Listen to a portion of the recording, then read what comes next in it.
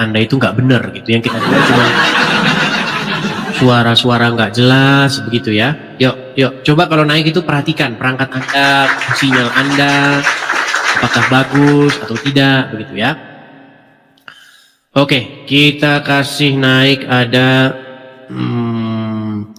Heru Putra Sulung. Heru, coba sebentar ya, ini Heru ini Muslim nampaknya ya. Heru. Ya. Selamat malam, saudara Heru. Malam. Ya, Bang Heru. Anda Muslim atau bagaimana nih, Bang Heru? Muslim Bang. Muslim. Ya, Bang Heru. Tema kita kali ini nih begini nih, Bang. Ketika Islam mengucap Allahu Akbar, di situ dia berbuat kekerasan. Pertanyaan saya, Bang, kenapa itu?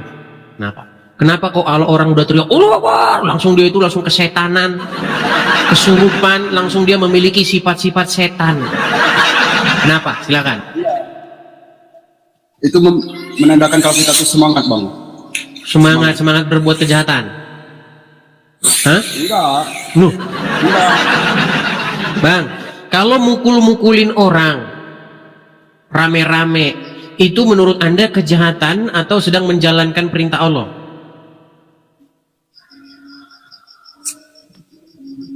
Nah, kejahatan sulit kan?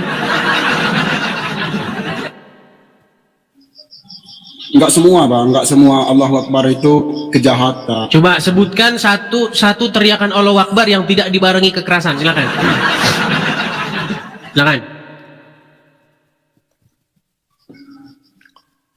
Bingung dia kan? Bang, kemarin yang terbaru ada pengajian yang dilakukan oleh kelompok FPI di Pemalang atau Pekalongan.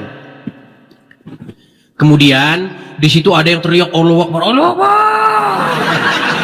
Disitulah kerusuhan dimulai. Mulai mereka saling lempar batu, pukul, kayu, pukul sana. Tahu berita itu?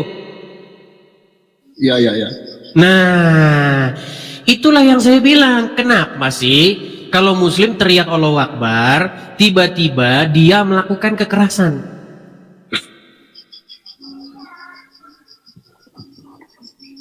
Nah, ketawa dia. Makanya, Bang, Allah ini diduga keras adalah syaiton. Enggak. Karena, coba saya tanya, syaiton senangnya kekerasan nggak?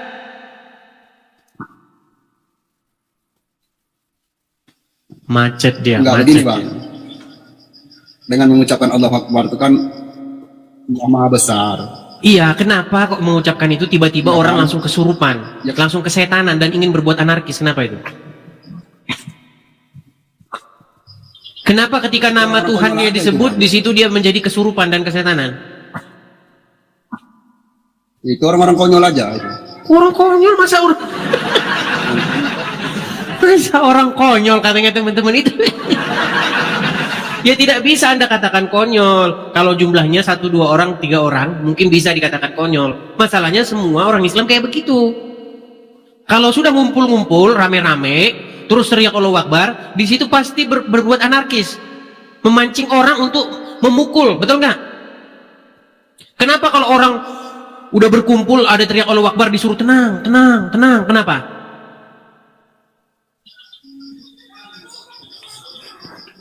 Ya mungkin sebagian orang itu, Bang, gimana ya?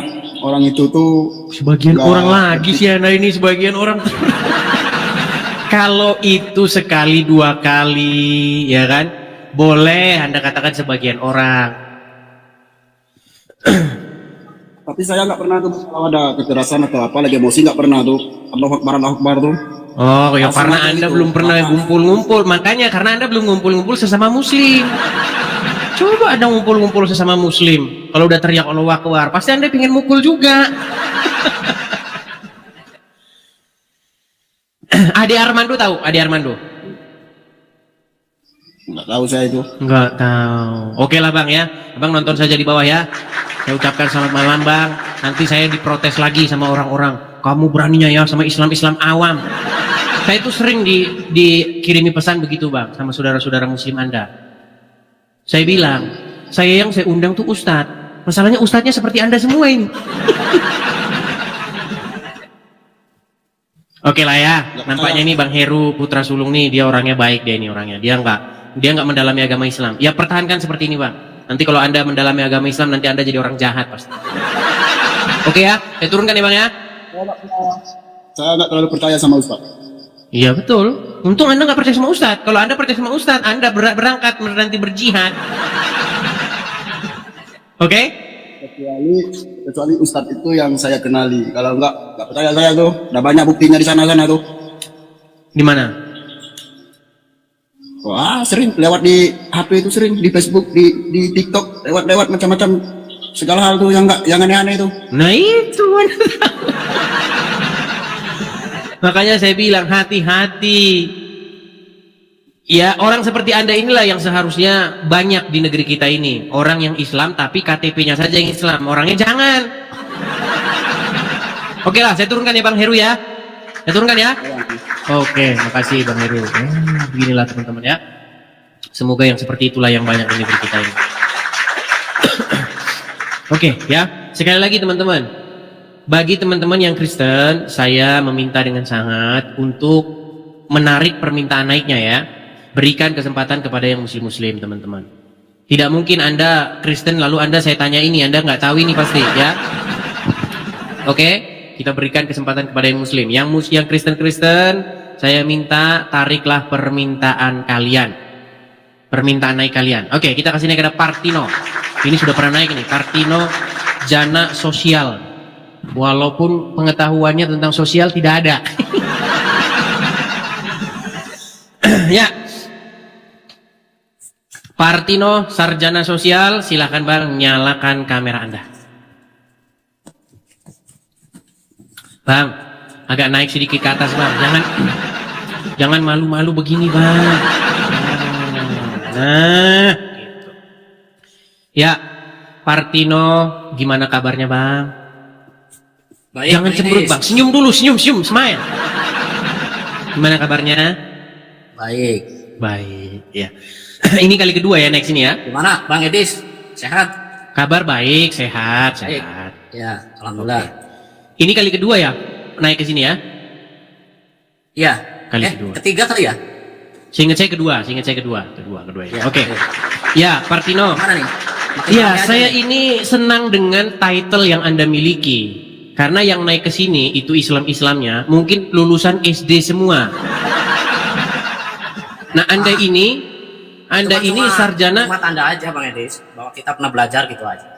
Ya, Anda ini kan sarjana sosial. Tentulah Anda Masih ini belajar. nampaknya dia delay teman-teman. Belajar Bang Edis. Ya, apakah Anda mendengar suara saya dengan baik? Baik. Oke. Ya, Partino, kita ini membahas isu-isu sosial ya, di mana orang-orang Islam terus-menerus mencatatkan di buku catatan negara Republik Indonesia ini sebagai satu kelompok yang sering berbuat onar atau kekerasan atas nama agama. Ya. Nah, coba Anda setuju nggak itu sebagai sarjana sosial? Anda setuju nggak? Anda mengamati pengamatan sosial itu nggak? Bahwa orang-orang Islam itu sering berbuat anarkis dan kekerasan atas nama agama. Silakan. Itu kan efek Bang Edis. Jadi gejala sosial itu kan ada sebab-sebabnya. Sosial itu bisa bergejolak, bisa terjadi itu karena ada suatu sebab di situ konflik. Nah, konflik itu sebabnya apa? Apa disebabkan oleh masalah agama atau sosial ataupun peraturan-peraturan di suatu daerah. Itu harus didalami dulu permasalahannya apa. Kalau hal kekerasan terjadi, saya kira manusia juga. Shalom semuanya, selamat sore menjelang malam. Berjumpa lagi dengan saya di channel ini. Saya ucapkan terima kasih banyak kepada para penonton setia di channel ini yang selalu menonton dan memfollow channel ini, serta mensubscribe, like, and komen. Mungkin ada yang nge-share. Saya ucapkan terima kasih atas dukungannya. Dan juga bagi yang belum subscribe, mohon dibantu ya, supaya saya terus semangat membuat atau mengupload konten-konten dari Apologet Kristen. Dan sebelum menyaksikan, harap ditonton sampai selesai agar apa yang disampaikan memberikan manfaat dan tidak semuanya bisa terjadi, tergantung bagaimana emosional dia yang menyebabkan itu. Bisa jadi penyebabnya itu karena keyakinan terganggu, bisa menyebabkan emosional itu. Gimana pertanyaannya? Bang, coba perhatikan pertanyaan saya ya. Saya tidak tanya penyebabnya, kita belum penyebabnya. Yang saya tanya, Anda mengiyakan tidak perkataan saya bahwa orang Islam di negeri kita ini atau kelompok-kelompok Islam di negeri kita ini sering berbuat onar atau kekerasan, entah demo lah, bikin macet lah, nutup-nutupin tempat orang usaha lah, nyegel-nyegelin orang usaha, ya kan, maksa kehendaknya, nutup-nutupin rumah ibadah lah. Coba sebagai pengamat sosial nih, jangan sia-siakan title Anda sarjana sosial nih. Anda mengiyakan itu atau tidak? Kita belum bahas masalah, kita belum bahas penyebab. Anda melihat fenomena itu atau tidak? Fenomena itu sebenarnya enggak sih, itu persentasenya sangat kecil. Sungguh nekat yang nyata. Gini Bang Idris, apa kalau ada pencurian itu sebuah fenomena? Pencurian kan ada tiap hari. Apa itu Jelas dong, jelas. Kalau tingkat pencurian tinggi di satu tempat, berarti itu namanya fenomena. Contoh, saya kasih contoh nih. Contoh ya, di musim-musim sebelum Lebaran, ya, taruhlah 7 hari sebelum Lebaran, menurut penelitian, ya, menurut hasil dari laporan kepolisian, kejahatan angka pencurian kendaraan bermotor itu meningkat pesat. Nah, berarti data itu berbanding lurus dengan akan datangnya hari Lebaran. Pencurian meningkat seiring dengan mendekatnya hari Lebaran.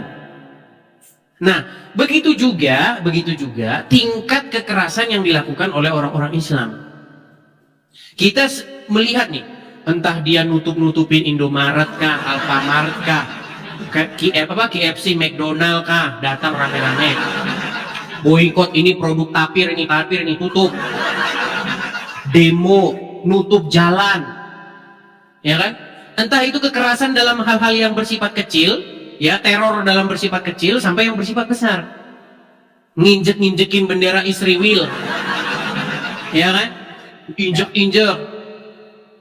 Terus apalagi misalnya ada orang lagi berusaha maksudnya dagang, terus dipecah-pecahin etalasenya, pecahin, wah, terus kemarin yang di Padang, ini kita bahas isu yang terakhir nih, di Sukabumi sama di Padang, ini di bulan yang sama, bulan ini, ya, di mana ada kelompok-kelompok orang Islam yang mereka itu merusak tempat-tempat peribadatan, mematahkan salib di situ, ada simbol-simbol kekristenan di situ, diinjak-injak, dibanting-banting salib itu.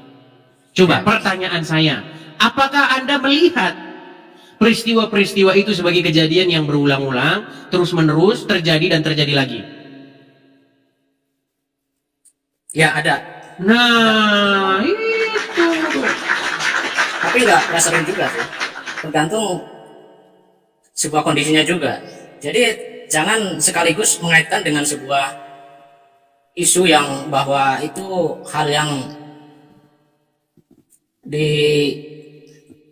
dari konsep Islam. Jadi gini, itu bukan konsep Islam untuk seperti itu.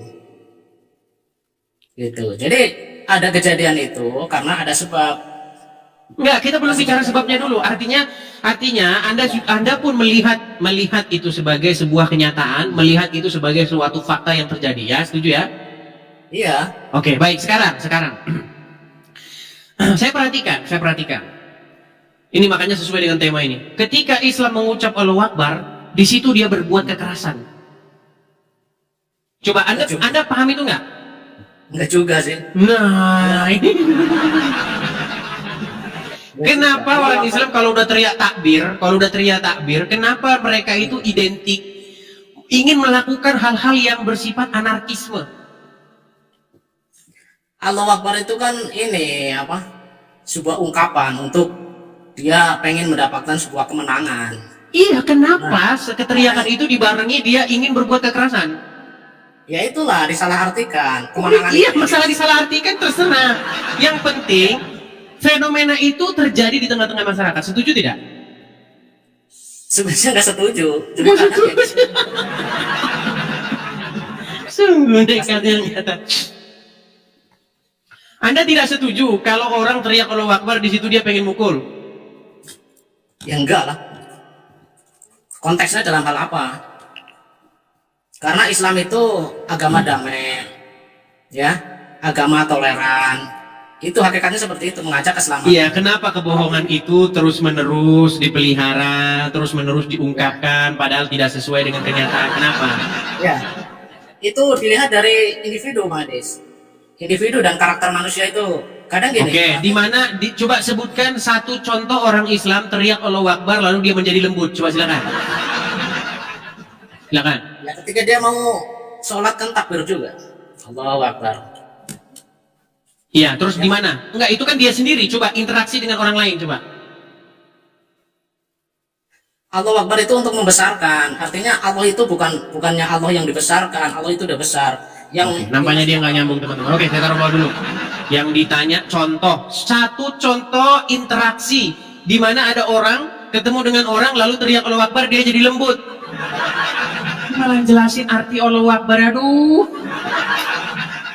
Anda menambah daftar di mana saya tidak percaya ada orang Islam yang waras di detik yang sama dia bicara agama Islam. Teman-teman, saya sudah ngobrol dengan ribuan orang Islam. Ketika dia bicara agama Islam, di situ mendadak dia nggak waras lagi. Yang saya tanya, sebutkan ada satu contoh interaksi antara manusia dengan manusia lainnya, di mana dia berucap Allahu Akbar, lalu dia jadi lembut. Malah dijelasin apa arti Allahu Akbar. Aduh. Makasih, Amian. Yuk, saya undang lagi yang muslim ya. Coba pahami yuk pertanyaan saya itu, pahami dulu. Baru Anda ngomong gitu. Malu lagi yang muslim ya. Baru Anda ngomong gitu. Ya. Halo, Bang. Selamat malam Zulfahmi. Silakan nyalakan Halo, kamera. Bang. Shalom. Ah, Bang, silakan Bang Halo, Bang. nyalakan kamera. oh pengikut saya belum banyak Bang, jadi tak bisa nyala kameranya. Tak bisa, Bang. Oke, Tak bisa saya on-cam. turunkan ya. Kita kasih naik yang berikutnya. Teman-teman, saya minta kerjasamanya teman-teman ya. Kalau kalian bukan muslim, kalian jangan naik. Apalagi kalau kalian itu naik terus nggak jelas di sini. Nanti saya blokir, Anda nanti seminggu tidak bisa nonton ini, beneran ya. Jadi pastikan kalau Anda mau naik, Anda itu bukanlah seorang Kristen.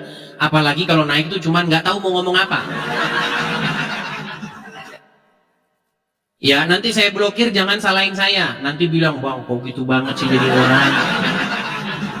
Ya, coba teman-teman yang Kristen, jangan mengajukan permintaan naik. Kasih kesempatan kepada yang muslim-muslim ya. Oke, Ali Almanak, silakan bang, nyalakan kamera. Ali Almanak. Ya, assalamualaikum. Nekat dia. Bang, orang Islam tidak boleh mengucapkan selamat atau assalamualaikum kepada orang non muslim. Ya, lupa. Wah, gimana sih? Anda itu harus mencerminkan ajaran agama Islam. Hendaklah mereka menemui kekerasan padamu, betul? Betul nggak? Iya. Hendaklah orang-orang Yahudi, orang-orang Nasrani, orang-orang kafir mendapati kekerasan dalam diri orang Islam. Setuju? Setuju, setuju. Mana? Saya juga nanti saja melihat abang ini tentang Islam luar biasa. Anda Muslim, tetapi Anda mengatakan pengetahuan saya tentang Islam luar biasa. Waduh, wah. Penasaran gitu, makanya mau naik ke live-nya Bang Edis ya.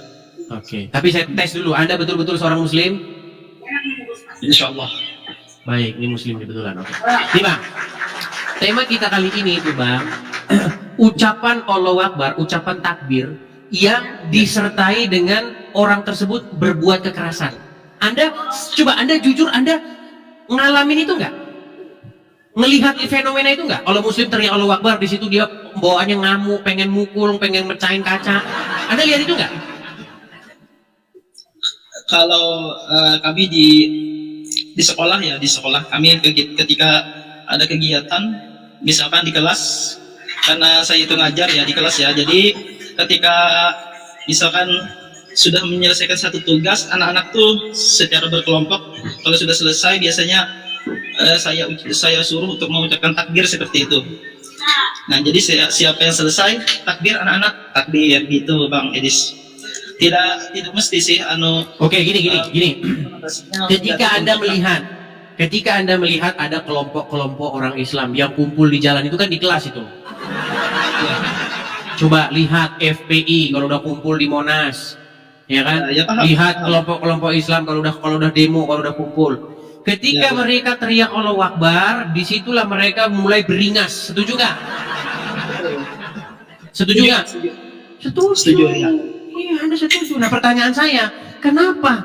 Kenapa Islam kalau teriak Allahu Akbar di situ dia ingin berbuat kekerasan? Karena memang gini Bang Edis, karena memang setiap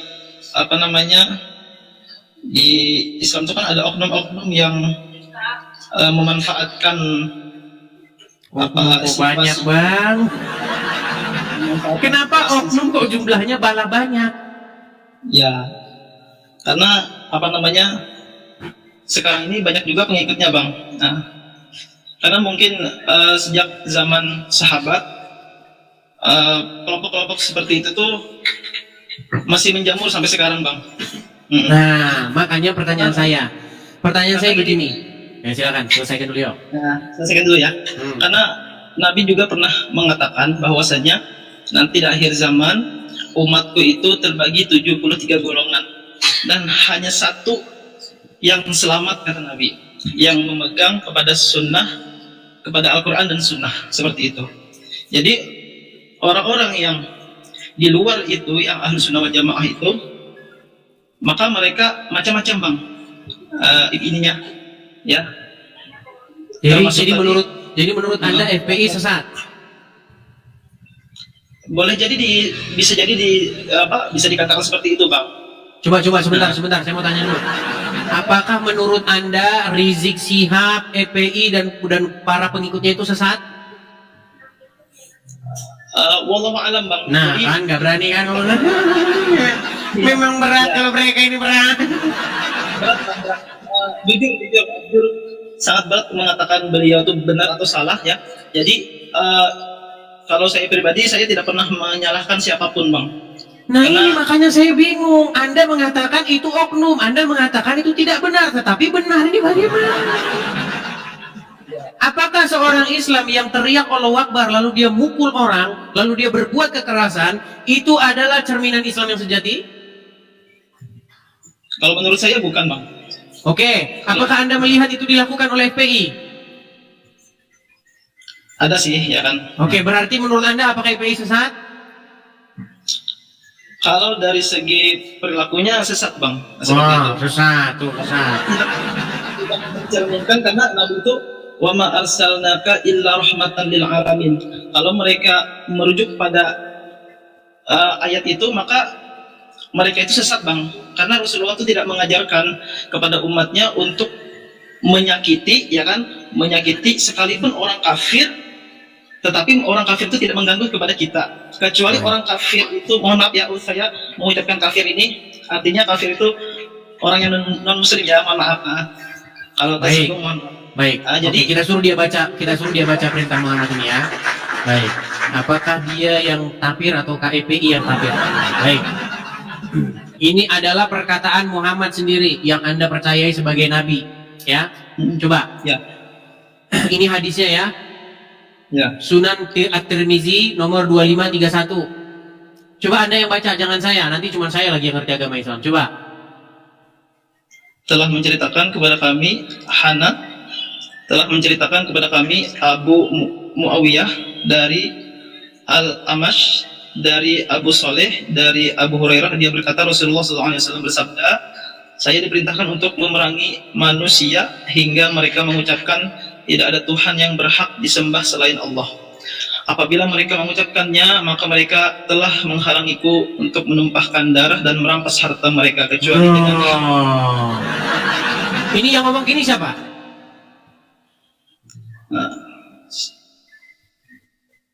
Saya di sini siapa? Nabi Muhammad. Oke. Ya, Diperintahkan untuk apa Muhammad? memerangi manusia hingga mereka mengucapkan tidak ada Tuhan yang berhak disembah selain Allah. Iya, Muhammad diperintahkan memerangi manusia sampai mengucapkan syahadat, betul? Ya. Nah, kalau mereka mengucapkan syahadat, maka mereka telah menghalangi Muhammad untuk Menumpahkan darah dan iya. merampas. Kalau tidak mengucapkan itu, disembelih sama Muhammad. Inilah kelakuan Nabi Anda itu. Betul nggak ini kelakuan Muhammad? Ya, dari konteks hadisnya betul seperti itu. Oke. Apakah yang seperti ini yang Anda ikuti, yang tukang maksa-maksa begini?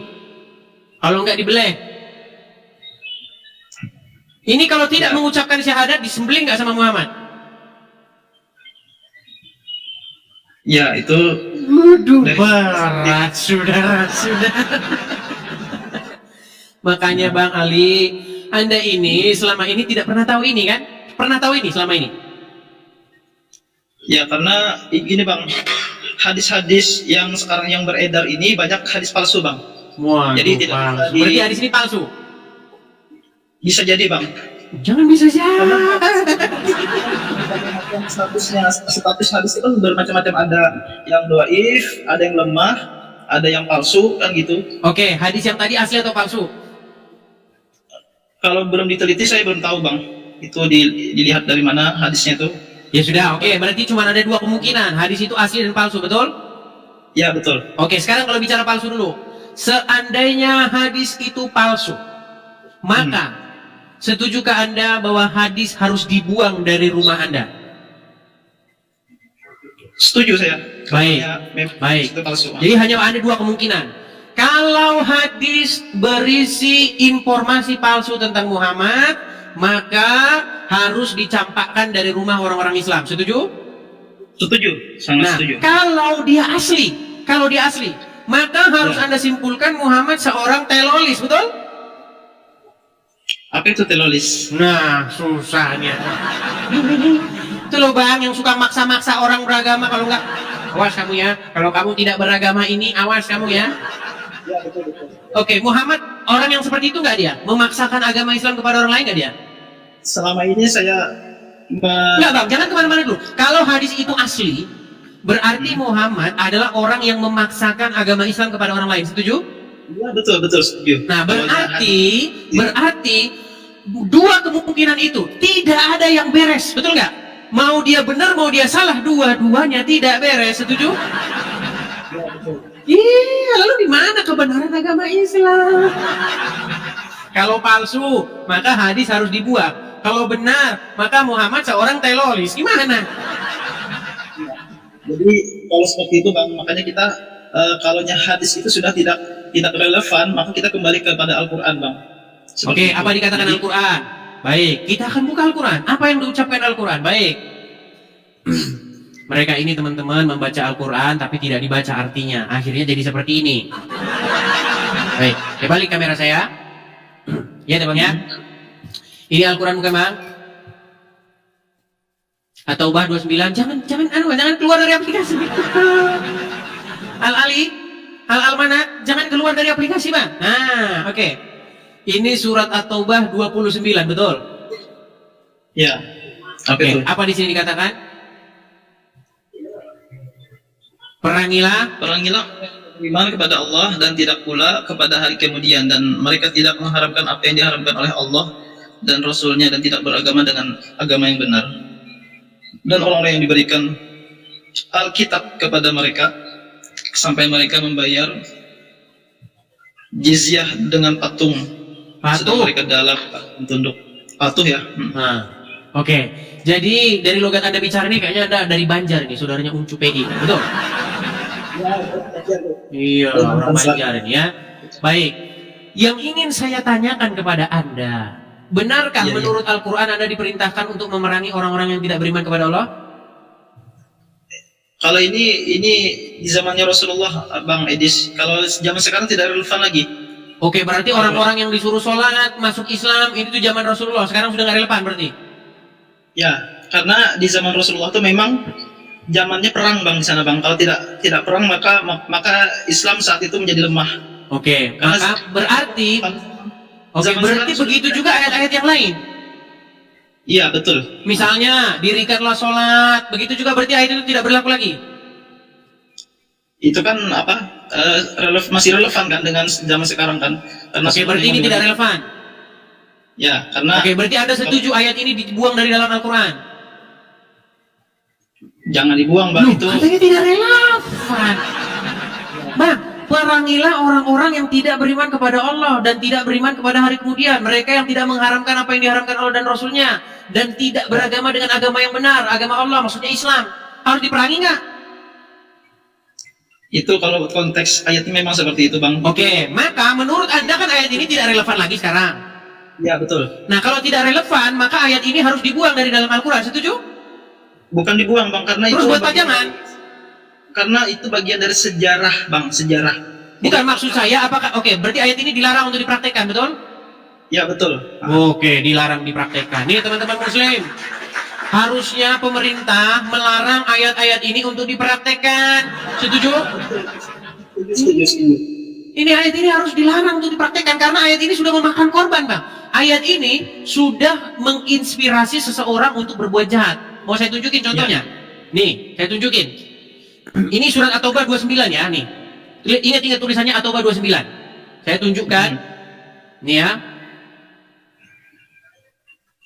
Bagaimana ayat tersebut telah memakan korban.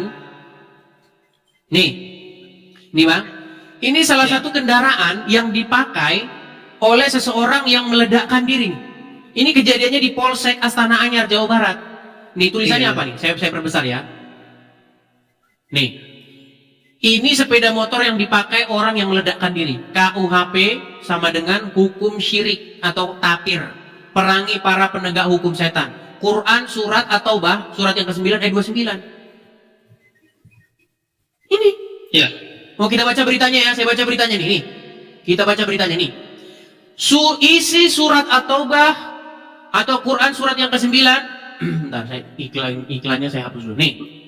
Isi surat At-Taubah surat yang ke-9 ayat 29 yang ada di motor pelaku bom di Polsek Astana Anyar.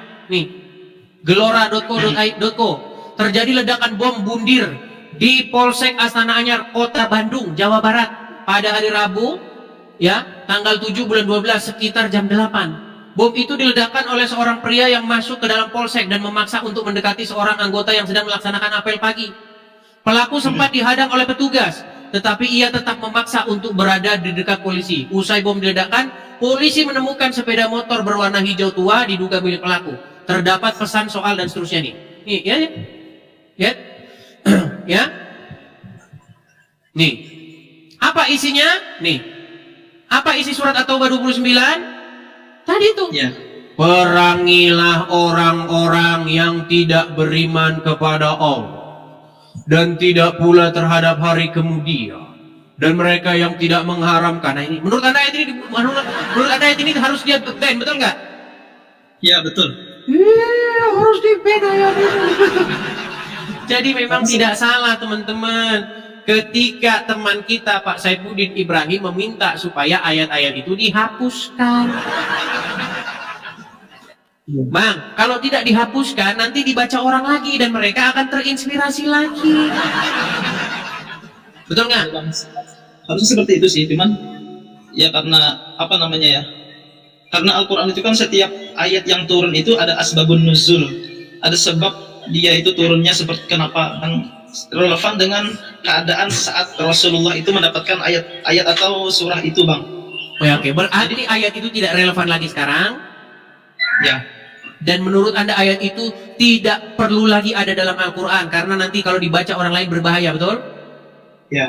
Kecuali untuk orang-orang kafir yang memang memusuhi. Ini gimana? Berat ini teman-teman, katanya zaman perang sekarang kecuali orang. Sebenarnya ayat itu masih berlaku atau tidak, Bang? Kecuali untuk orang-orang kafir yang memusuhi orang Islam, seperti itu, Bang. Itu ayat surat berapa karangan Anda sendiri? Ya, ayat tadi memang tidak dihapus, tapi kalau ketika orang Islam itu diinjak-injak, Bang, seperti semut, maka mereka akan marah juga, Bang. Apakah ayat tersebut berbicara mengenai perangilah orang-orang kafir yang memerangi muslim? Apakah ayat itu berbicara mengenai perangilah orang-orang yang bersifat keras terhadap orang muslim? Nggak ada ayatnya begitu. Itu ayat karangan Anda sendiri. Gimana? Ayat itu berbicara perangilah orang-orang yang tidak beragama dengan agama Allah.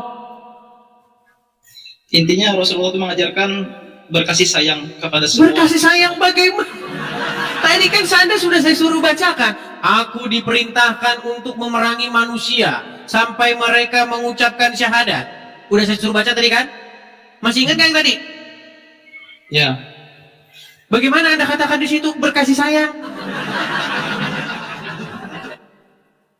Ini saya sambil baca-baca komen luar biasa. Oke lah Bang, supaya jangan terlihat Islam semakin lemah, supaya jangan terlihat orang Islam semakin dalam tanda kutip ya memamerkan ketidaktahuan mereka tentang agama Islam. Bagaimana kalau kita berikan kesempatan kepada ustadz yang lain supaya mereka naik? Siap, Bang, terima kasih banyak. Baik, saya turunkan ya Bang ya.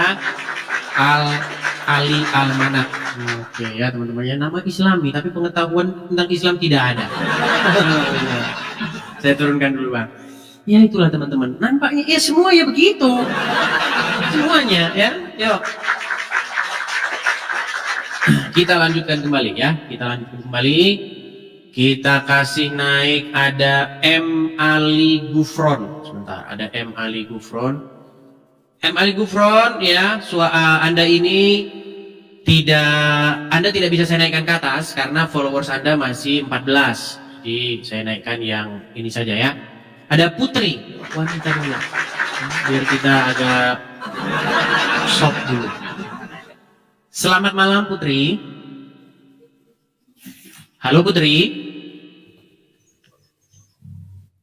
Nah gimana ini naik, dinaikin tapi tuh.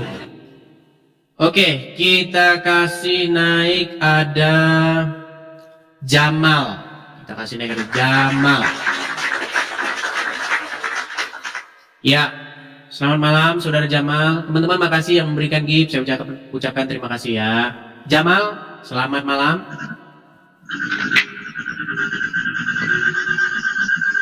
Saudara Jamal. Baik, kita kasih turun ya. Muslim-muslim sudah nggak berani bicara, teman-teman. Ngomong saja mereka tidak berani. Menimbulkan suaranya, memunculkan suaranya mereka nggak berani lagi.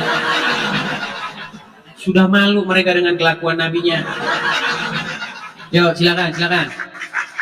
Kita masih kasih kesempatan, yuk. Berikan kesempatan kepada yang muslim-muslim supaya mereka datang mengklarifikasi, ya mengatakan bahwa yang saya katakan itu tidak benar.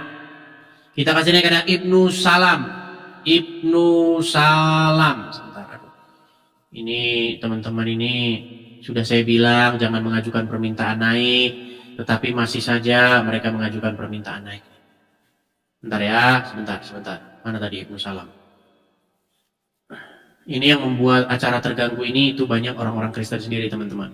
Jadi teman-teman, saya mengatakan kepada kalian yang mengganggu acara Edis TV itu kebanyakan orang Islam sendiri, orang Kristen sendiri. Kenapa? Karena sudah saya bilang jangan mengajukan permintaan naik, tapi mereka masih saja ngeyel. mengajukan permintaan naik, entah mau ngomong apa. Coba kita kasih naik Al-Fatih, Al-Fat Muhammad. Yo, Al-Fat Muhammad. Ya, silakan Al-Fat Muhammad, nyalakan kamera Anda. Al-Fat Muhammad. Oke, siap. Ya, duduk yang bagus dulu Bang, tenang, tenang Bang. Bang, abang umur berapa? Umur 20. Umur 20, baik, baik, baik. Ya, duduk yang bagus ya Bang ya. Udah didampingi Ustadz? Sudah ada pendamping Ustadznya? Siap. Mau nanya apa nih? Sudah ada, baik. Tema kita kali ini Bang, itu seputar teriakan Allahu Akbar yang disertai dengan tindakan-tindakan anarkis, tindakan-tindakan kekerasan. Pertanyaannya begini, kenapa kalau orang Islam sudah kumpul-kumpul lalu teriak Allahu Akbar, disitulah mereka berbuat kekerasan, mukulin orang, mecahin kaca etalase, ya kan, boikot produk orang. Coba silakan, kenapa itu bisa terjadi? Abang lihatnya waktu mukul orang itu di kegiatan apa tuh, Bang? Baik, saya kasih contoh ya.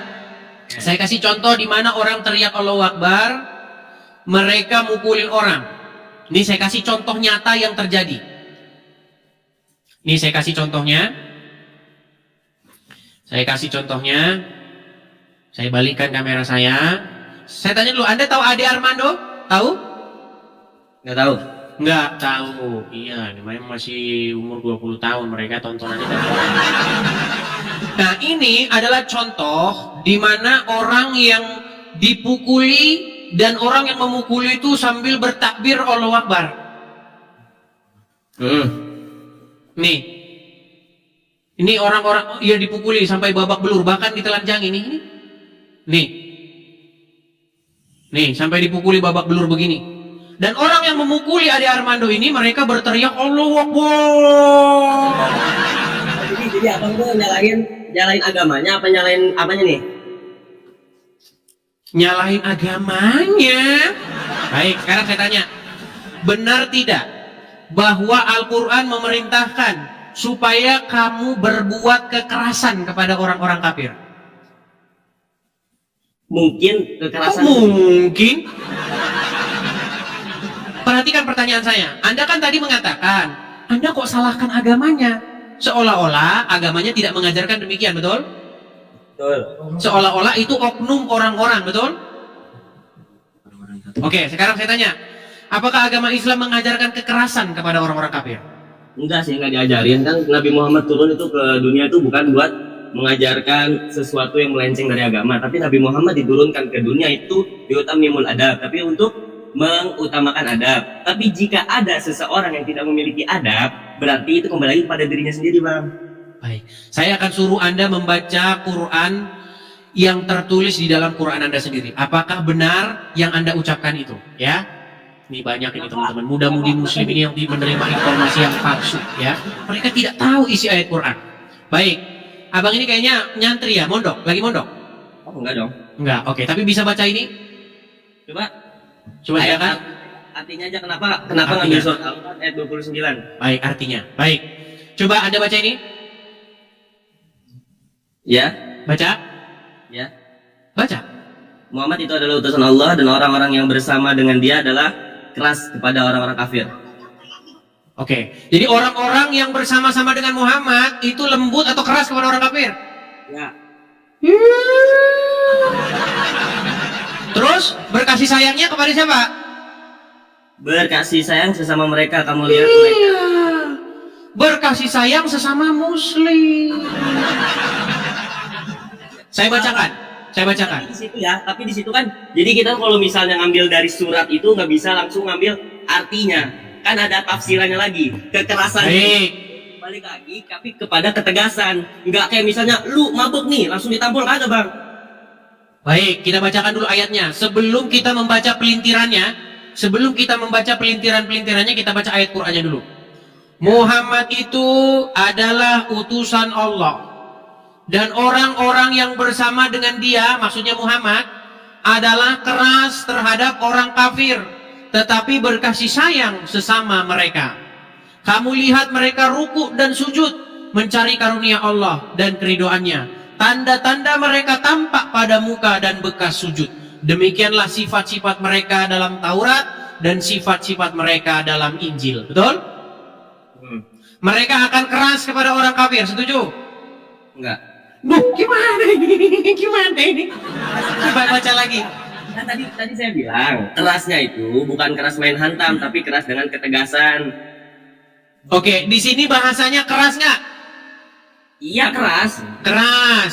Keras terhadap orang kafir. Setuju? Iya keras, setuju sama orang kafir. Nah, jadi kalau ada orang muslim yang berbuat kekerasan kepada orang kafir, itu sesuai dengan Al-Quran. Gimana sih? Iya, iya, iya. Lu gimana?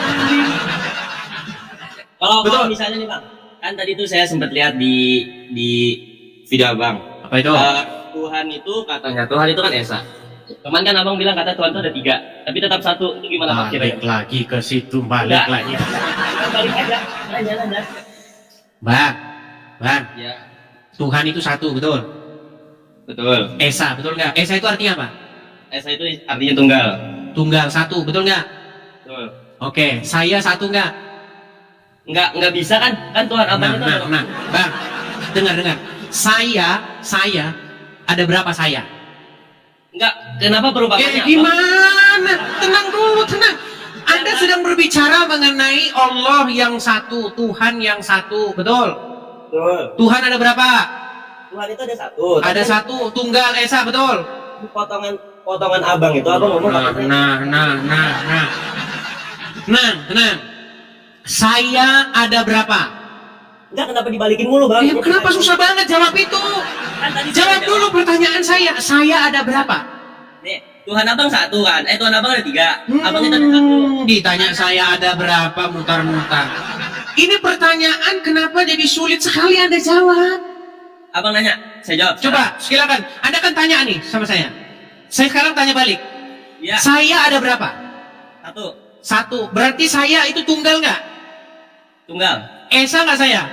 Esa. Berarti saya adalah Tuhan. Saya adalah Esa Alfat Muhammad. Saya adalah Tuhan. Dan Loh, bisa abang- saya Esa. Saya Esa nggak? Kan nih, abang udah nanya, gantian saya nanya. Gimana Anda ini? Saya bilang saya Esa.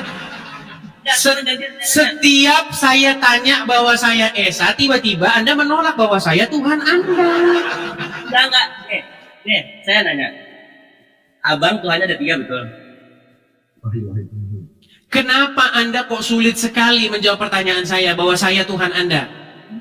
Kalau misalnya Anda Tuhan saya, Anda itu nggak di dekat saya. Sekarang saya tanya, apakah Allah dekat sama Anda? Wa idza sa'alaka ibadi anni fa inni qarib. Dan jika kamu ditanya wa idza sa'alaka ibadi fa inni qarib, di mana Tuhanmu? Bahasa Indonesia saja lah. Berarti Allah dekat sama Anda? Ya. Oke, waktu Anda ke WC Allah ada di situ nggak? Di WC tuh bang ada yang namanya cahaya. Kalau kita pakai perumpamaan di luar, Ditanya apa? Waktu Anda di WC, apakah Allah dekat sama Anda? waktu itu ada jelas. Ada di WC. Lalu kenapa ketika Anda masuk WC, Anda masuk pakai tangan kiri? Kaki kiri? Pakai kaki kiri? Kaki kiri itu. Kalau misalnya bang ya, kalau misalnya Sulit ini orang muter-muter. Apakah Allah ada di WC? Allah itu nggak berbentuk bang. Kan dibilang wa idza sa'alaka Berbentuk. Emang kamu pernah lihat Allah? Kamu pernah lihat Allah? bang. Enggak, saya tanya dulu. Apakah kamu pernah lihat Allah? Kita pernah ngeliat Allah. Terus kenapa kamu katakan dia tidak berbentuk? Tapi kita itu merasakan bahwasanya Allah itu ada. Iya, pernyataan Anda bahwa Allah tidak berbentuk itu dapat dari mana? Dari saya tadi barusan.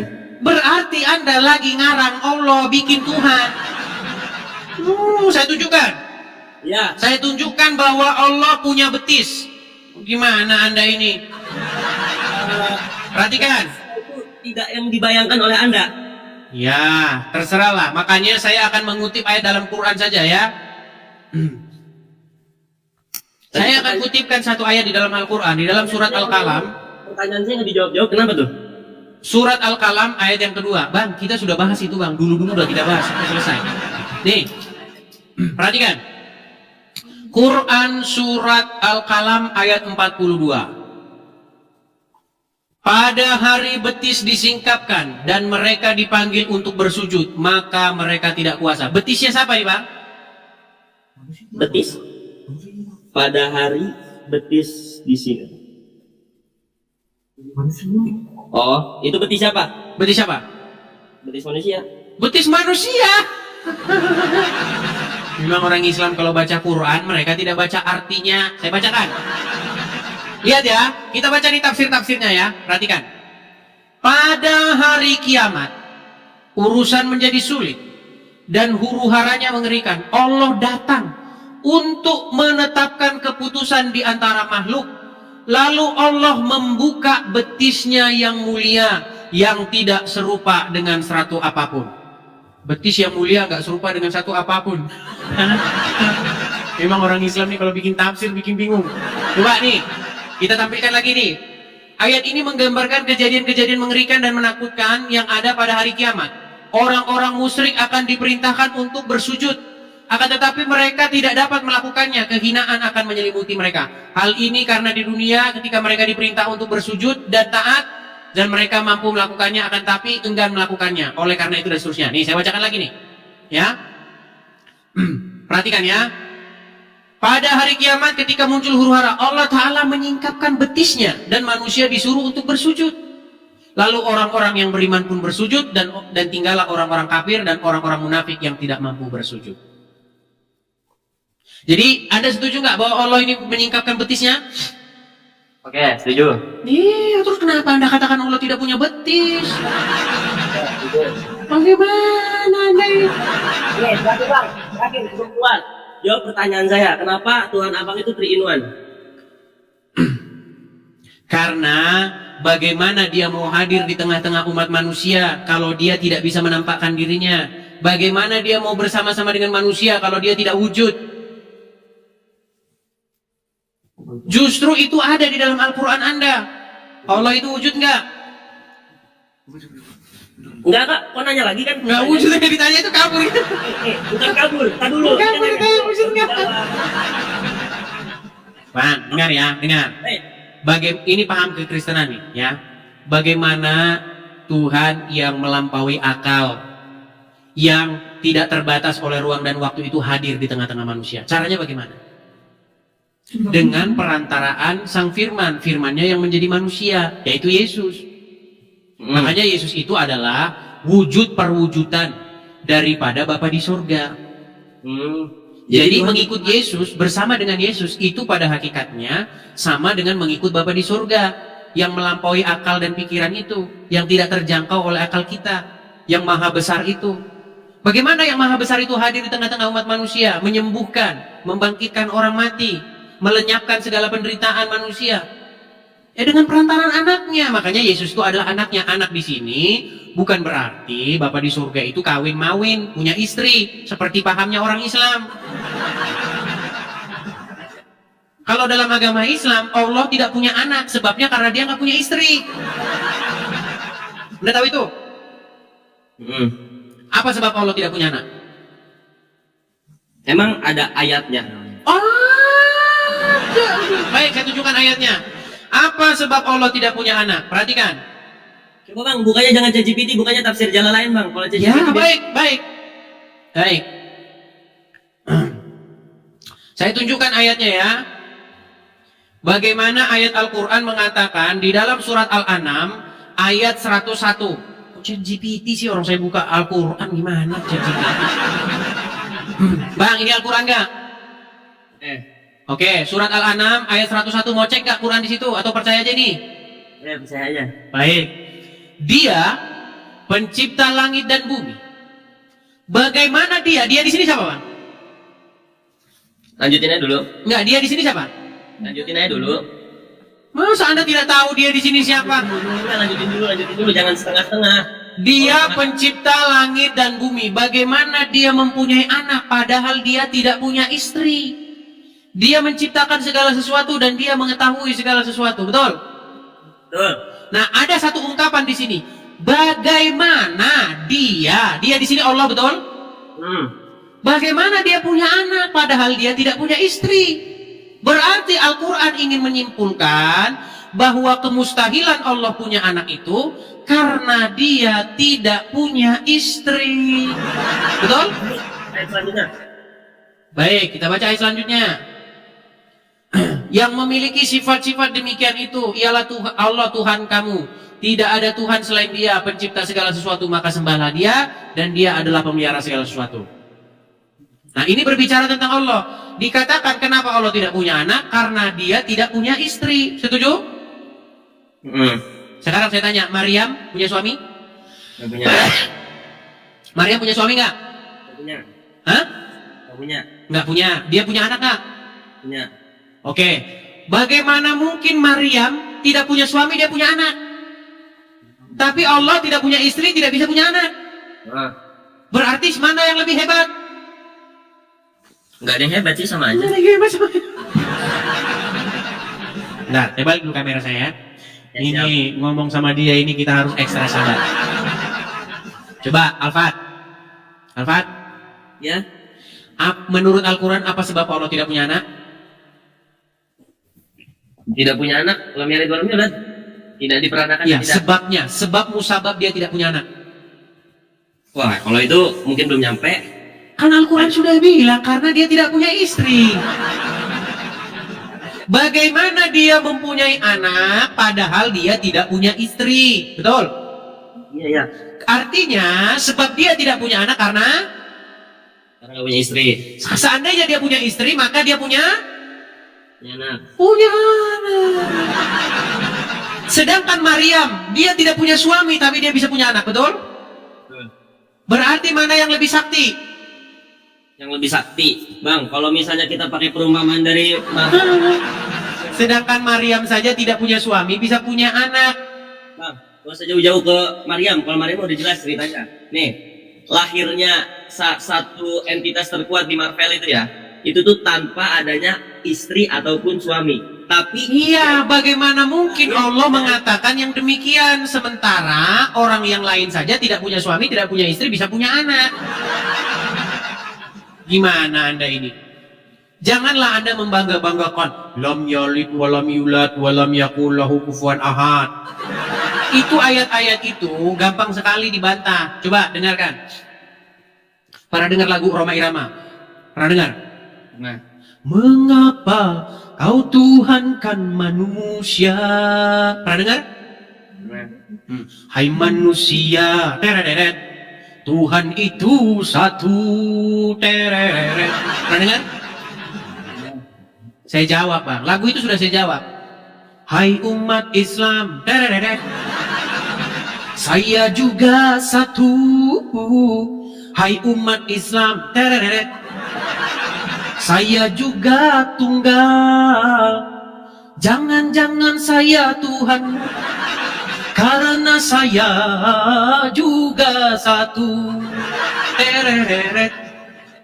Coba mengenai yang lagunya Tuhan tidak beranak dan diperanakkan. Tereret. Saya jawab. Hai umat Islam, tereret. Batu tidak beranak, tereret. Hai umat Islam, tereret.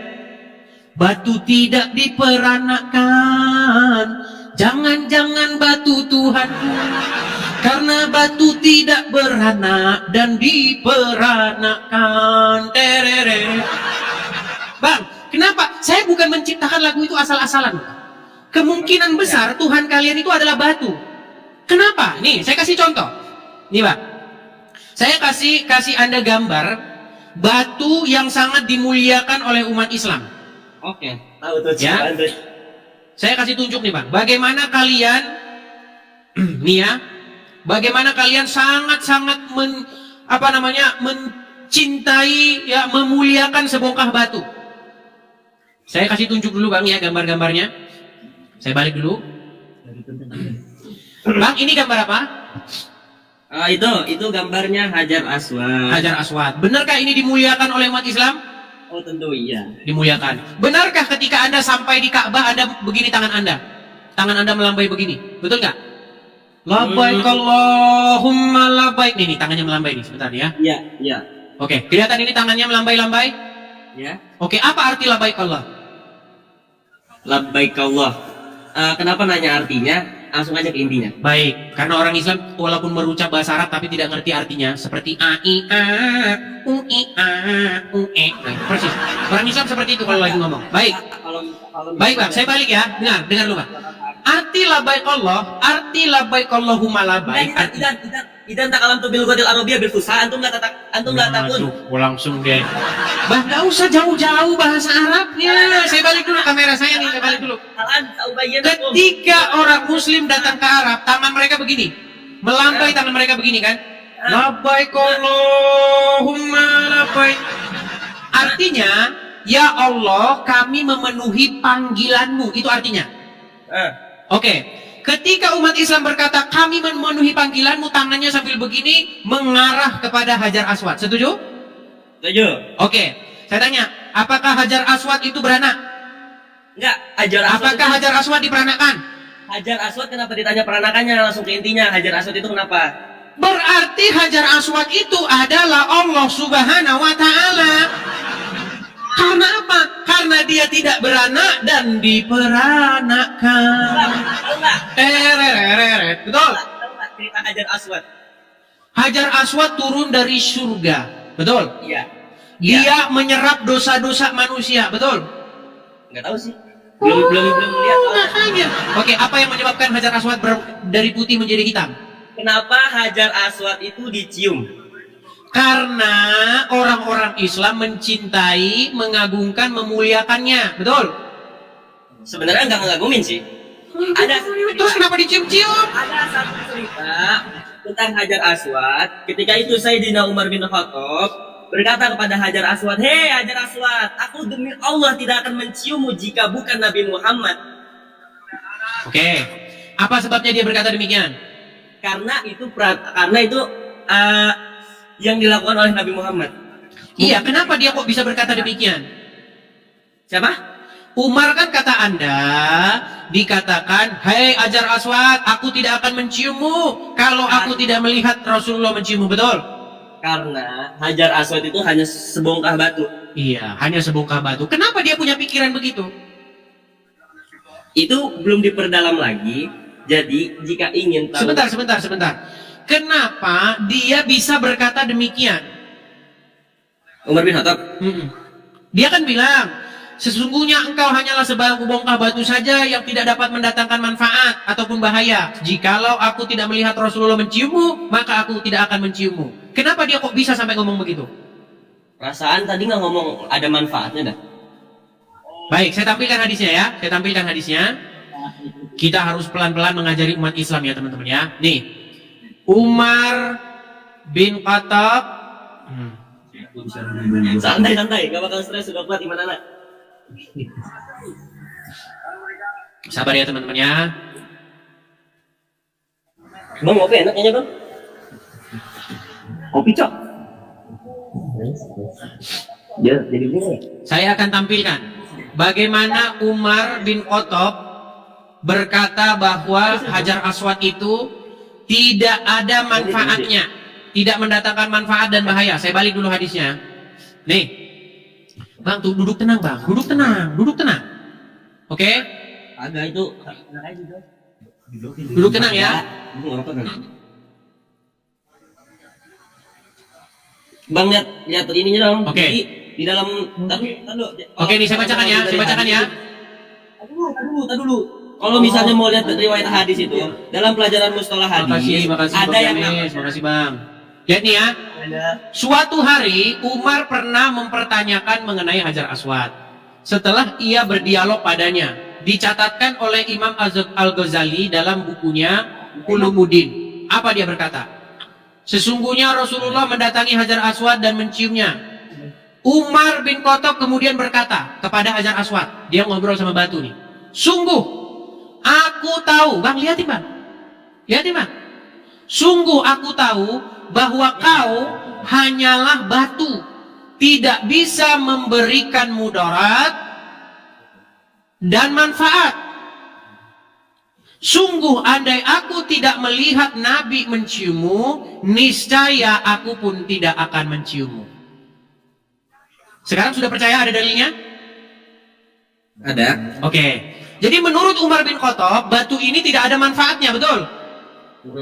Tetapi karena dia melihat Muhammad menciumnya, dia pun ikut menciumnya, betul? Betul. Oke. Sekarang, saya balik dulu kamera saya. Coba Bang, perhatikan ini baik-baik. Malam ini Anda kalau berakal akan meninggalkan agama Islam. Perhatikan. Siap. Jika batu itu memang tidak mendatangkan manfaat, tidak mendatangkan bahaya, berarti perkataan Umar betul, setuju? Setuju. Nah, jika batu itu mendatangkan manfaat, berarti perkataan Umar salah, betul? Betul. Baik, sekarang kita anggap dulu perkataan Umar benar. Batu itu bisa mendatangkan manfaat atau tidak? Hah? Manfaatnya?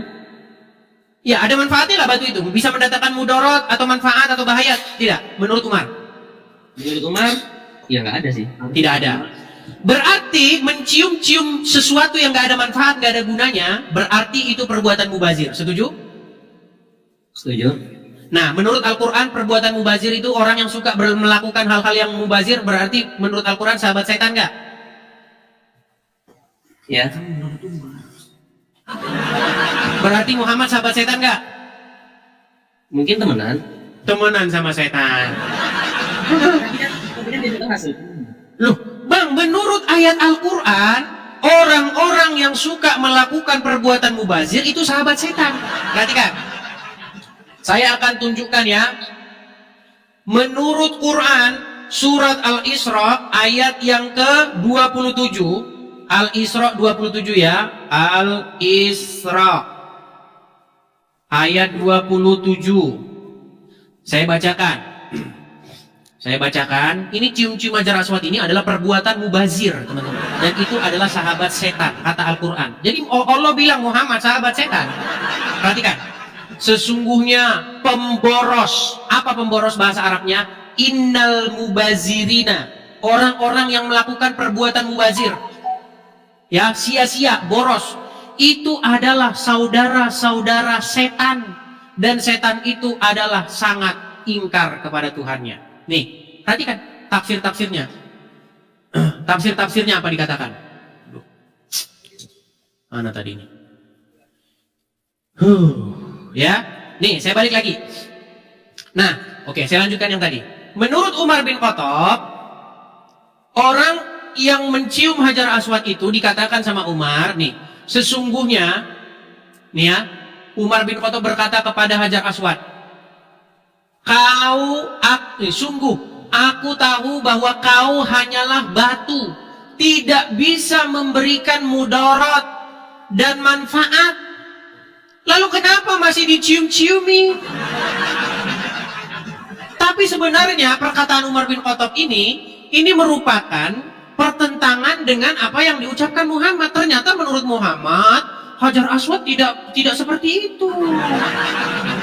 Perhatikan. Apa manfaat mencium Hajar Aswad? Nih, batu ini manfaatnya apa kalau dicium? Ini menggugurkan dosa-dosa. Gimana sih? Perhatikan. Hah? Mubazir nggak? Iya, makanya perkataan siapa yang benar, Umar atau Muhammad? Kalau Umar bilang batu itu tidak mendatangkan manfaat, Muhammad bilang batu itu mendatangkan manfaat. Itu Umar ngomongnya setelah masuk Islam atau sebelum masuk Islam? Ya sesudah masuk Islam lah. Bagaimana mungkin Muhammad sudah meninggal, Umar belum Islam? Emang kan sebelum Nabi Muhammad Umar juga udah masuk Islam? Iya, dia berbicara. Aduh, benar-benar. Dah perhatikan nih. Sesungguhnya Rasulullah mendatangi Hajar Aswad dan menciumnya. Umar bin Khattab kemudian berkata kepada Hajar Aswad, sungguh aku tahu bahwa kau hanya batu, tidak bisa memberikan mudarat dan manfaat. Berarti waktu Umar ngomong gini dia udah muslim belum? Ada jelasnya nggak? Bagaimana mungkin dia belum muslim? Gimana sih? Dia kan ingin mencontoh Muhammad, kok dia belum muslim bagaimana? Tentang ajaran Islam paling pertama sebelum masuk Islam paling keras menolak Islam. Iya, lalu bagaimana dia mengatakan nih? Kalau andai aku tidak melihat Nabi menciummu, niscaya aku pun tidak akan menciummu. Bagaimana ucapan ini diucapkan Umar, tapi Umar belum jadi muslim? Ucapan ini pasti diucapkan setelah dia jadi muslim, setuju? Setuju. Tetapi pernyataan Umar itu bertentangan dengan pernyataan Muhammad. Ternyata menurut Muhammad, mencium Hajar Aswad menggugurkan dosa-dosa. Nih, perhatikan. Sebagaimana Rasulullah bersabda, ketika batu hitam turun dari surga, itu lebih putih dari susu. Tetapi dosa-dosa anak-anak Adam membuatnya menjadi hitam. Mengapa dosa menyebabkan sebuah batu berubah menjadi hitam? Karena dosa itu diserap oleh Hajar Aswad. Bahkan Hajar Aswad nanti akan bersaksi di yaumil akhir, akan memiliki mulut dan akan memiliki hidung, dan berkata bahwa Hajar Aswad itu akan berbicara, bersaksi tentang orang-orang yang menyentuhnya. Nih, perhatikan lagi sabda Rasulullah. Diriwayatkan bahwa Umar pernah berkata, ini Umar lagi yang ngomong ini. Perhatikan, ini Umar yang ngomong, sama-sama Umar. Apa kata Umar? Saya mendengar Rasulullah bersabda, menyentuh mereka berdua, maksudnya batu hitam, Hajar Aswad, dan rukun Al-Yamani adalah penebusan dosa. Umar yang sama ngomong, katanya mencium Hajar Aswad gak ada gunanya. Umar yang sama bilang mencium Hajar Aswad menebus dosa-dosa. Makanya makin dipelajarin agama Islam, makin orang tersebut akan meninggalkan akal warasnya. Setuju? Enggak. Nah, tidak setuju. Sungguh nekat yang nyata. Dan siapakah mereka yang nekat yang nyata? Yaitu yang mereka ketika diberikan bukti kepadanya, tetapi mereka terus mengingkarinya. Dan tiadalah mereka itu, melainkan adalah orang-orang yang nekat. Bang, kembali ke tema awal tadi.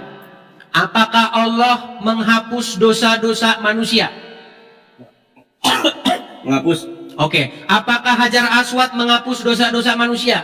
Menghapus perantara. Apakah Allah beranak? Enggak.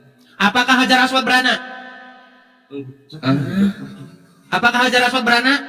Bapak ngebanding-bandingin sama Saya akan membanding, katanya laisa kamislihi, betul nggak? Tidak ada yang serupa dengan dia, betul? Lupa sama siapa? Sama Allah. Iya. Oke, saya tanya, Allah beranak? Enggak. Batu Hajar Aswad beranak? Enggak, kenapa sama Hajar Aswad? Berarti Allah dan Hajar Aswad memiliki sifat-sifat yang sama. Kenapa batu punya sifat? Loh, batu Hajar Aswad beranak nggak? Kocak. Aduh, gimana anda ini? Kenapa nanyanya Hajar Aswad itu beranak? Sungguh anda nekat yangnya. Enggak. Saya hanya menanggapi lagu kalian. Allah tidak beranak, batu pun tidak beranak. Allah tidak diperanakkan, Hajar Aswad tidak diperanakkan. Allah menghapus dosa, Hajar Aswad juga menghapus dosa. Makanya saya simpulkan, tiada lain dan tiada bukan Tuhan kalian itu adalah Hajar Aswad. Tadi katanya Tuhannya Nabi Muhammad, sekarang ganti lagi Hajar Aswad. Ya, Hajar Aswad itu adalah Tuhan yang nampak sampai sekarang. Muhammad sudah meninggal, sudah gak kelihatan lagi. Jadi Intinya bertaubatlah kamu dari mengikuti Muhammad. Karena dia akan membuat kamu, satu, berteriak Allahu Akbar terus mukul orang. Dia akan membuat kamu berbuat anarkis dan kekerasan. Dia akan membuat kamu pergi ke Arab mencium-ciumi sebongkah batu. Dia akan membuat kamu meminumi air kencing hewan, air kencing onta. Makanya saya bilang, singkirkanlah Muhammad dari dalam hatimu, wahai Alfat. Makanya 2025 ganti Tuhan, setuju? mungkin Nah iya, mungkin dia sudah siapkan mungkin. Ya, anak muda harus begitu dong, keren ya. Baik, waktu Anda masih panjang, umur masih 20 tahun. Ya, belajar lagi yang banyak. Nanti Anda akan simpulkan nanti. Saya pegang omongan saya. Semakin kamu belajar agama Islam, semakin dekat pintu gerbangnya untuk meninggalkan agama tersebut. Mungkin 5 atau 10 tahun lagi Anda akan membuat laporan kepada saya. Betul, kata Idis TV itu. Selama ini saya kira Islam itu benar. Makin saya pelajarin, makin saya mau meninggalkannya. Setuju ya? enggak. Ya, gimana? Ya, kalau sekarang Anda masih mengatakan tidak karena Anda belum belajar. Besok-besok nanti kalau sudah belajar, ya. Ya. Oke, gitu aja ya. Alfat ya. Siap. Oke, saya turunkan ya. Sehat-sehat, Dis. Oke, baik. Kamu juga sehat-sehat. Itulah teman-teman ya. Nekat yang lihat. Ya teman-teman ya, sudah hampir jam 10 malam. Bagaimana? Mau lanjut? Mau lanjut? Lanjut? Bocil? Ya 20 tahun jangan bukan bocil lagi lah. Lanjut. Baik. Sebelum lanjut, kita iklan dulu.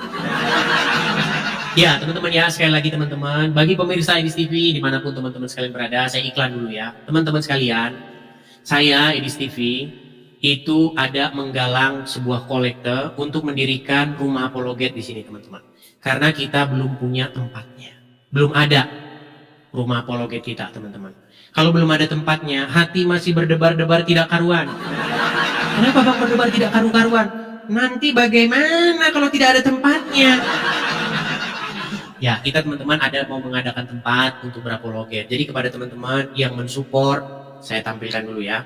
Karena banyak orang suka motong-motong video ini dan ditaruh di akun palsu. Hati-hati akun palsu ya teman-teman ya. Ini teman-teman, saya ada menggalang kolekte untuk mendirikan rumah apologet di sini. Gimana cara mensupport saya, mensupport Edis TV untuk mendirikan rumah apologet? Teman-teman bisa support saya lewat sini teman-teman. Banknya ini, nomornya ini. Kalau teman-teman ketik nomor ini, nanti akan muncul nama saya Edis dan ada nama belakang saya. Ya, bagi teman-teman yang nonton di YouTube juga ada tulisan berjalan tuh. Tulisan yang ada tulisan berjalan tuh sama, nomornya dengan ini sama. Zelle juga bisa. Jadi teman-teman bisa support saya di sini ya. Jadi cara mensupport Edis TV itu dengan cara hal-hal yang paling sederhana, share, bagikan. Ya, bisa share, bagikan, post ulang. Ambil video-video yang menurut Anda menarik, upload di media sosial Anda. Itulah teman-teman senjata kita untuk bersuara. Karena selama ini teman-teman, mereka terus, muslim terus yang berbicara, kita diam saja. Hari ini kita berbicara. Ya, kita jawab mereka. Cuman jangan menghujat, jangan memfitnah seperti mereka. Kalau mereka memfitnah terus, dia bilang Muhammad ada dalam Bible, Muhammad ada dalam Taurat dan Injil. Ternyata bohong. Udah dicari dalam Taurat, dalam Injil, nggak ada di situ Muhammad. Ya kan? Kita jangan melakukan hal yang sama seperti yang dilakukan oleh orang Islam. Ya, kita jawab mereka dengan fakta-fakta, dengan menggunakan dalil-dalil yang ada dalam kitab mereka sendiri. Ya, seperti itu. Jadi teman-teman, bagi yang ingin mensupport saya dengan cara hal-hal yang paling sederhana seperti itu. Share, bagikan, follow akun saya yang asli. Ya. Posting ulang, ambil videonya yang bagus-bagus, ya 1 menit saja, jangan panjang-panjang, orang gak ada yang menonton kalau panjang-panjang. Ya, post, ya di media sosial kalian, WhatsApp, Facebook, Instagram, post, ya supaya mereka tahu, ya. Ambil yang menarik, ya kan? Kan nggak semua dalam durasi 2 jam itu semua menarik kan? Termasuk ketika saya ngiklan begini kan nggak menarik, ya kan? Ketika saya mengucapkan kolektor rumah apologet, ini nggak menarik bagian itu. Ya, bagian-bagian yang menarik Anda upload ulang seperti itu. Ya, seperti itu. Oke, kita lanjutkan kembali. Ya, sekali lagi ya, saya balik dulu wajah saya biar nggak ini. Silakan tangkap layar ya, screenshot supaya nanti teman-teman tidak kehilangan kontak itu. Karena belum tentu juga teman-teman kan memiliki berkat hari ini juga. Suatu saat kan pasti punya berkat, nah itu bisa nanti nggak hilang. Tangkap, tahu nggak screenshot? Nanti nggak tahu lagi screenshot itu apa. Ayah, aduh si screenshot. Aduh si screenshot. Nah itulah teman-teman kan suka begitu biasanya ya. Oke, yuk kita lanjutkan kembali ya. Kita lanjutkan kembali. Oke, saya balikan lagi kamera saya. Teman-teman, kita lanjutkan kembali diskusi kita ya. Silakan bagi muslim-muslim yang mau naik, yang ingin berdiskusi, saya berikan kesempatan kepada kalian. Naiklah, apa yang ingin kalian utarakan, saya beri kalian karpet merah untuk mengutarakan. Ada Zaki. Silakan Zaki, nyalakan kamera Anda. Zaki. Oke. Ya. Silakan. Ya, Bang Zaki, bisakah Anda duduk ataukah Anda sudah tidak memiliki tulang belakang? Bang, bisa duduk? Iya, gitu dong. Anda sudah kehilangan semangat begitu. Oke, Bang Zaki, muslim Bang. Muslim. Bang, jangan ngaca Bang, jangan udah ganteng Bang. Anda sudah ganteng, sudah keren. Ya, 2025 jangan muka aja yang dikerenin Bang, yang dikerenin dompet Bang. Ya tahun 2025 yang dibikin ganteng itu, yang dibikin keren itu dompet. Oke, coba Anda muslim ya Bang ya? Bilang jakun lain saya. Mas Edis. Apa? Ya, Edis. Ini dibilang saya jarkinain. Ya, anu saja, nggak usah acuhkan saja itu kolom komentar. Coba Anda saya tanya dulu, Anda muslim? Ya muslim lah pula. Muslim. Coba selama Anda nonton saya, yang mana, yang bagian mana yang mau Anda bantah, yang mau Anda klarifikasi bahwa itu fitnah, tidak benar itu, yang mana? Mas di sini saya lihat di sini ini lawak. Iya, yang mana, yang tidak benar, yang mana? Semuanya tuh nggak benar Mas Edi. Oke, coba satu saja kita bahas yuk. Satu yang tidak benar yang mana? Biar kita bahas sampai kelar. Makasih Pak Agus Ibrahim, makasih Pak. Mana? Mas Edi bilang ini batu itu menghapus dosa. Kan ada hadis ya tadi saya tunjukkan. Tadi kan Mas Edi bilang kan? Bukan saya yang bilang, Muhammad yang bilang. Mami. Ya, Mas Edi salah memahami. Coba saya tampilkan lagi nih. Katanya saya yang salah memahami. Padahal Muhammad yang bilang. Aduh, baik, saya tampilkan lagi. Yang satu adalah Allah. Saya tampilkan lagi ya. Nih, perhatikan. Perhatikan ya. Apa dikatakan di sini? Umar berkata, saya mendengar Rasulullah bersabda, menyentuh mereka berdua, maksudnya Hajar Aswad dan Rukun Yamani, adalah penebusan dosa. Setuju? Ya. Oke, berarti menyentuh Hajar Aswad menebus dosa enggak? Iya.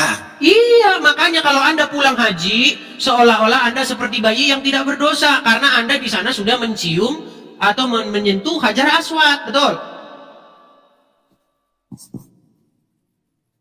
Oh. Iya, terus di mana Anda katakan saya salah? Berarti saya tidak memfitnah. Justru Anda yang selama ini jadi orang Islam tidak tahu informasi itu. Oh, Edis berketat. Boleh saya bicara? Silakan. Suara dia delay kayaknya. Sinyal dia delay. Jadi seperti ini Mas Edis. Gimana? Itu batu itu kan di situ kan menghapus dosa. Mas Edis cerna itu kan menghapus dosa. Betul kan?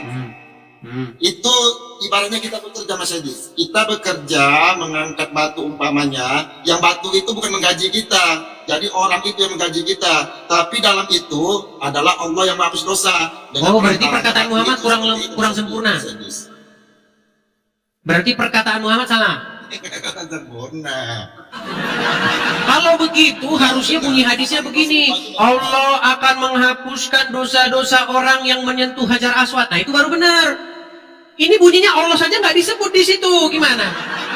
Sesungguhnya mencium Hajar Aswad menggugurkan dosa-dosa. Nama Allah saja nggak disebut di situ. Gimana? Berarti Anda ingin mengkoreksi perkataan Muhammad.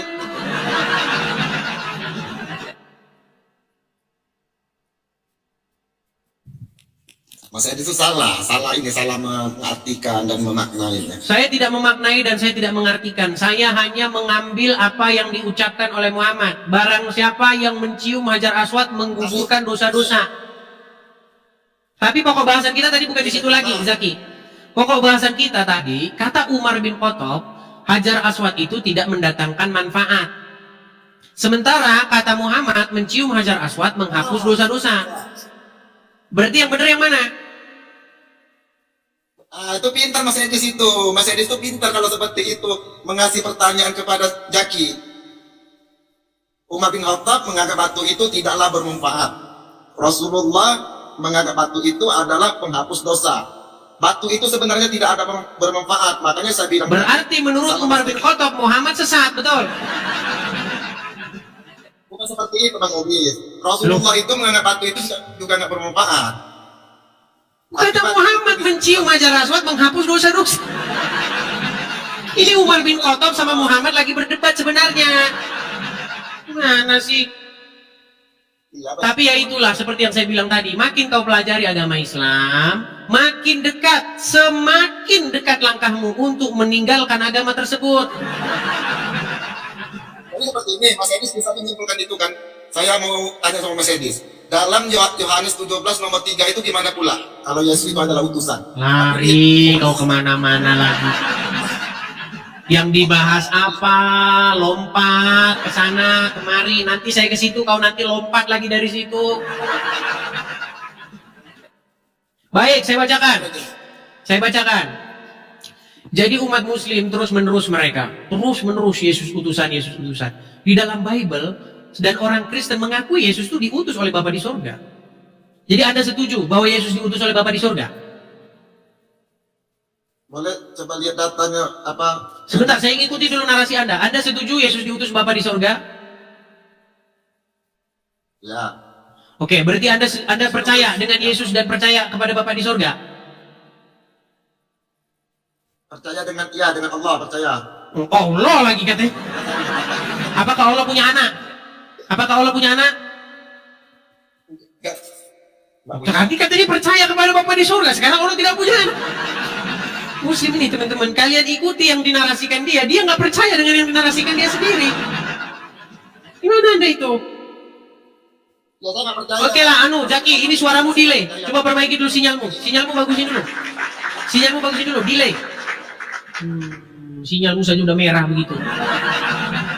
Ayo. Teman-teman kalau mau naik, pastikan sinyal Anda kuat ya. Sinyal Anda bagus. Ini ada 22.000 orang yang menonton ya teman-teman ya. Jadi jangan kecewakan yang 22.000 orang ini. Saya tahu teman-teman, cara ngambil sampelnya itu gampang. 22.000 orang, 22.900, anggaplah 23.000 orang. Ini yang nonton kan orang Indonesia teman-teman. Dan mayoritas atau 80% orang Indonesia itu adalah muslim. Maka 80% penonton ini saya asumsikan sebagai seorang muslim. Jadi teman-teman, jangan kalian membuat yang 80% yang nonton ini makin tidak percaya agama Islam. Coba yang muslim-muslim yuk ya. Jangan kalian buat saudara-saudara kalian ini semakin pesimis. Oke, ada Rian Syah. Selamat malam Bang Rian, muslim Bang. Jangan dibisukan Bang. Mikrofon masih dibisukan. Silakan dinyalakan dulu. Selamat malam Bang Idis. Selamat malam. Saya konfirmasi dulu Bang Rian. Anda muslim? Ya, muslim. Muslim. Ya, silakan Bang. Sudah lama nonton Idis TV Bang? Jarang Idis. Soalnya Jarang, banyak tapi lawaknya soalnya. banyak lawaknya. Soalnya kalau serius-serius sama kalian itu nanti menimbulkan sakit kepala, gejala stroke ya, dan darah tinggi. Jadi dibuat saja humor saja.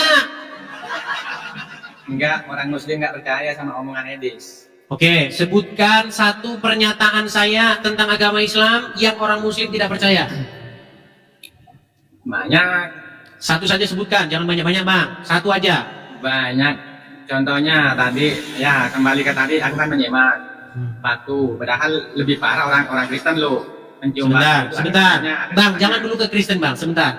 Apa statement saya tentang batu yang merupakan fitnah? Ya. Ya contohnya kan Edis menyampaikan tidak sesuai, nggak nyambung. Apa contohnya itu Bang? Yang saya katakan apa? Nggak sesuai, nggak ada dalil di Al-Quran, itu loh. Oke, yang saya katakan tadi adalah mencium hajar aswad menggugurkan dosa-dosa. Apakah itu tidak sesuai dengan ajaran agama Islam? Memang itu sesuai, tapi tidak. Terus kenapa Anda katakan saya memfitnah?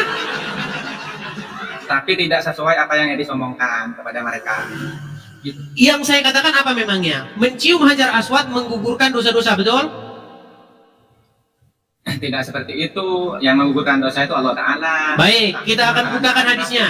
Kita akan bukakan hadisnya bahwa mencium hajar aswad akan menghapuskan atau menggugurkan dosa-dosa. Baik ya, kita buka hadisnya. Saya tampilkan hadisnya sebentar. Nanti Anda akan bantah sendiri ya dengan hadis atau dengan hadis buat ini Anda, dari Anda ya. Saya tampilkan. Lebih parah orang Kristen Edis kalau Lebih parah, berarti Anda sudah mengakui. Berarti Anda sudah mengakui kalau Anda katakan lebih parah orang Kristen. Saya punya data Bang Edis. Baik. Saya tampilkan dulu Dari hadisnya. Belanda. Baik, saya tampilkan dulu hadisnya. Saya balik kamera saya. Saya akan tampilkan banyak hadis, fakta-fakta tentang hajar aswad ya. Selain hajar aswad ini adalah tangan Allah ya. bahwa dia akan bersaksi nanti di hari kiamat, ternyata dia juga penghapus dosa. Baik, sebagai tangan Allah di bumi, perhatikan, dalam hadis yang diriwayatkan oleh Ibnu Majah, Rasulullah mengkiaskan Hajar Aswad sebagai tangan Allah di bumi. Perhatikan, barang siapa bersalaman dengannya, Hajar Aswad, seolah-olah ia sedang bersalaman dengan Allah yang maha mulia. Makanya saya bilang Allah ini sebenarnya bentuknya itu Hajar Aswad. Lanjut lagi, Rasulullah juga telah bersabda, Hajar Aswad turun dari Hajar Aswad turun dari surga. Awalnya berwarna putih dan kemudian menghitam karena dosa-dosa manusia. Hadis ini mengandung makna simbolis yang mendalam. Mengusap Hajar Aswad diibaratkan seperti berbaiat kepada Allah. Ya Allah, ya Rabbi. Mengusap batu katanya berbaiat kepada Allah. Sungguh ajaran bebatuan, saudara-saudara. Makanya kalau orang ke Arab lempar-lempar batu, cium-cium batu, mencium batu seolah berbaiat kepada Allah. Sungguh Islam tiada lain adalah ajaran bebatuan. Saya lanjutkan lagi, saksi pada hari kiamat. Riwayat dari At-Tirmizi dan At-Tabrani menyebutkan bahwa Hajar Aswad akan menjadi saksi pada hari kiamat bagi siapa saja yang menyentuhnya dengan sungguh-sungguh. Ibnu Abbas juga meriwayatkan bahwa Hajar Aswad bahwa Hajar Aswad menjadi saksi pada hari kiamat. Hadis ini memperkuat keistimewaan Hajar Aswad sebagai bagian dari ibadah haji, syarat dengan nilai spiritual. Terus, cahaya yang dahsyat. Ya, menurut riwayat Ahmad At-Tirmizi, Hajar Aswad sebenarnya memiliki cahaya yang sangat terang, tetapi Allah menutup cahaya tersebut agar manusia tidak terpesona secara berlebihan. Luar biasa. Nah, sekarang mencium.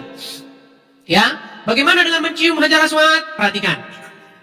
Mencium Hajar Aswad. Baik, kita bacakan dulu ya. Bagaimana Hajar Aswad dicium akan menghapus dosa-dosa.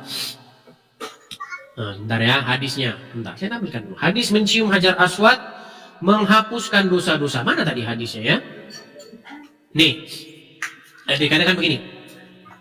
Dalam Sunan At-Tirmizi, kitab haji, bab mencium 2 rukun. Dan At-Tirmizi mengatakan hadis tersebut hasan.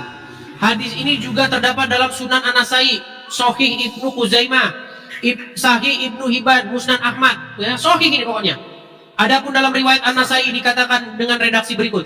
Menyentuh Hajar Aswad nih, menyentuh Hajar Aswad dan rukun Yamani dapat menghapus dosa. Lalu di mana yang saya katakan fitnah? Sahih itu, hadis sahih itu ada tingkatannya, tidak seperti itu. Jadi hadis ini bohong. Saya melihat sahih apa enggak, berapa derajat itu? Berapa derajat? Kelihatannya sahih. Makanya saya bilang tadi Bang, Anda ini sungguh nekat yang nyata. Saya itu tahu hadis sahih itu ada tingkatannya, berapa derajat. Oke, sekarang saya tanya apa arti sahih? Arti dari sahih apa Bang? Kamu nggak usah nanya aku. Kalau kamu mau belajar, datang ke rumah. Saya ini ahli tajwid, ahli kitab. Ya sudah, saya tanya apa arti sahih? Sebentar. Ini orang Kristen nyium batu. Mana? Oke, dalilnya mana? Dalilnya? Ini orang Kristen nyium batu. Ya, saya tanya dalil. Orang Kristen maling ayam banyak. Orang Kristen nyuri banyak. Orang Kristen mabok-mabokan banyak. Yang saya tanyakan kepada Anda, dalil. Silakan. Edis, saya itu memahami Bibil Anda beribu-ribu, lebih paham dari Anda. Oke, baik. Nanti kalau saya Baik, benar, Anda nanti mengklaim saya apa saja dihubungi. boleh. Gini, Riansyah, dengarkan saya dulu. Orang Islam, orang Kristen, sama-sama ada yang jadi tukang pemabok. Sama-sama ada yang jadi tukang main togel, ada. Yang saya tanya dalil di mana orang Kristen cium-cium batu, di mana dalilnya? Banyak Edis. Tunjukkan satu dalilnya. Kalau ada dalilnya di dalam Bible, saya terjun dari Monas. Silakan. Nanti saya kalau ditunjukkan diturunin penistaan. Silakan tunjukkan. Jadi gimana sih? Tunjukkan dalilnya. Mana dalilnya? Saya- Wahai orang Karesteng, ciuminlah patung-patung itu. Kalau ada, saya terjun dari Monas. Silakan. Silakan. Gini aja, saya nggak mau debat itu. Kristen. Bilang aja kamu takut. Justru di dalam Bible dilarang. Itu perbuatan yang dilarang. Saya tunjukkan. Saya tunjukkan dalilnya. Nanti kalau saya menunjukkan. Baik. Yang typing, aduh. Baik, saya tunjukkan dalilnya ya. Saya tunjukkan. Apakah orang Kristen boleh melakukan seperti itu? Saya tunjukkan. Di dalam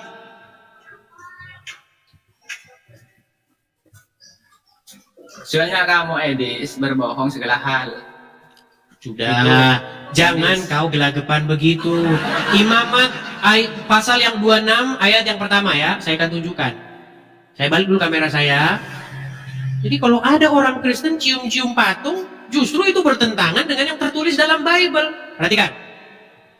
Jangan kamu membuat berhala bagimu dan patung atau tugu berhala. Janganlah kamu dirikan bagimu. Juga batu berukir janganlah kau tempatkan di negerimu untuk sujud menyembah kepadanya. Ada larangannya. Di tempat kamu justru batu disuruh dicium-cium. Malah berdesak-desakan mencium batu. Nih saya tunjukin. Ini. Ada perintahnya. Dan itu dilakukan oleh seluruh umat muslim. Nih saya tunjukkan dalilnya. Ini teman-teman muslim bahwa Edis ini berbohong segala hal. Saya punya bukti. Berbohong Ini segala buktinya. hal bagaimana? Nah lihat nih. Ini ngapain ini? Coba. Nah, Ini ngapain? buktinya. Ini ngapain? Hah? Ini ngapain? Ngalah mutar-mutar video. Ini nih muslim ini lihat nih. Nih, ini ngapain ini? Lihat tuh, cium batu tuh, lihat tuh. Ini mencium-ciumi sebongkah batu ini. Apa kalian bilang ini oknum nih? Ini batu dicium-cium nih. Ini seluruh umat muslim ini. Dan ada perintahnya. Nah, lihat nih. Nih. Lihat tuh, berdesak-desakan.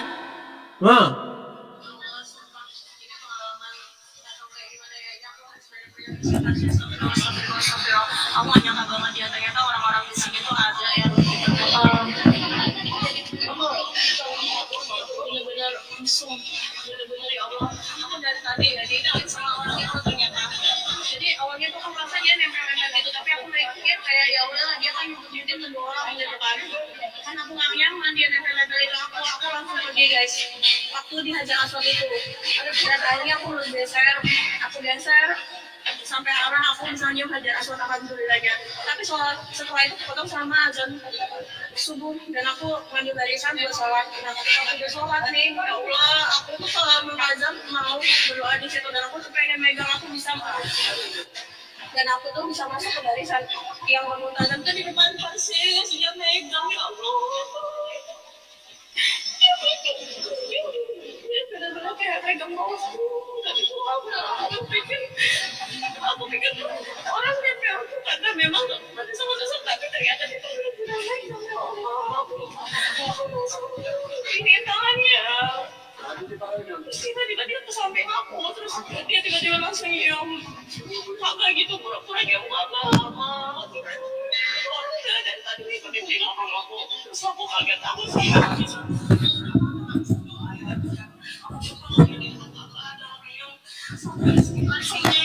Terus aku sampai aku nih petugas.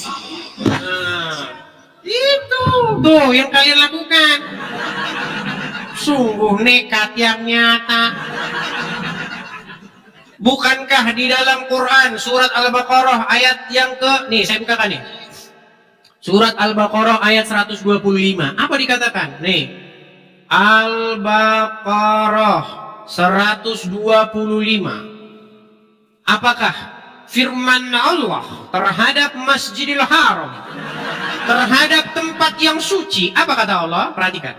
Dan ingatlah ketika kami menjadikan rumah itu, Baitullah, tempat berkumpul bagi manusia dan tempat yang aman. Saking amannya, wanita dipegang-pegang. Kata Allah, tempat itu tempat aman. Sedangkan kata wanita tadi, dia di sana dilecehkan. Masih percaya dengan Al-Quran? Masih percaya dengan Al-Quran? Al-Quran bilang tempat itu tempat yang aman. Ternyata orang Islam bilang tempat itu tempat yang malu saya mengatakannya. Oh iya, saya lupa.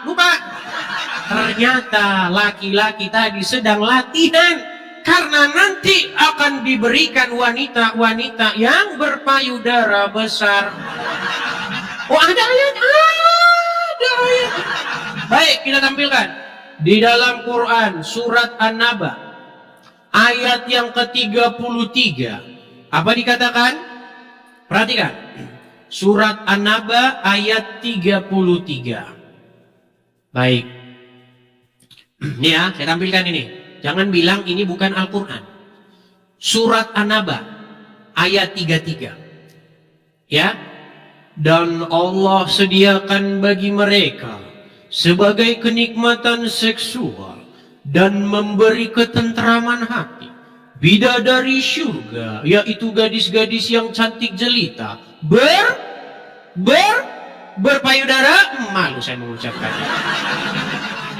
Baca ini teman-teman, baca ini di hadapan mama dan bapakmu nih. Coba anak-anak muslim, ayo kita bacakan surat An-Naba ayat 33 di hadapan orang tua kita. Mama, Papa, ini saya mau baca surat At-Taubah, surat An-Naba ayat 33. Nanti saya akan dikasih gadis-gadis yang madu. Makanya saya bilang teman-teman, jauhkan kitab ini dari anak-anak Anda.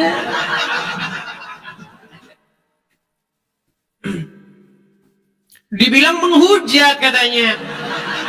Kalau saya mengatakan bahwa Allah akan memberikan gadis-gadis yang berpayudara montok, apakah saya menghujat? Sungguh kalian ini nekat yang nyata. Menghujatnya di mana? Bahkan kalau Anda mendengar ceramah Ustaz, Anda mau dengar ceramah Ustaz? Coba, itu kalau saya ngomong masih saya sensor. Kalau Ustadz yang ngomong jadi seperti ini nih. Nih, coba kalian dengarkan ini. Karena banyak juga yang baru-baru nih yang nonton-nonton nih, ya. Banyak di antara para penonton ini yang baru-baru datang karena TikTok ini penontonnya ini terlalu banyak, jutaan pengguna TikTok. Nih, perhatikan. Tapi kata Rasulullah, kesibukan para lelaki nanti di dalam surga adalah, bagus saya ceritakan ya. Mau terus? Kesibukan para lelaki yang masuk surga di surga adalah memecah perawan istri-istrinya.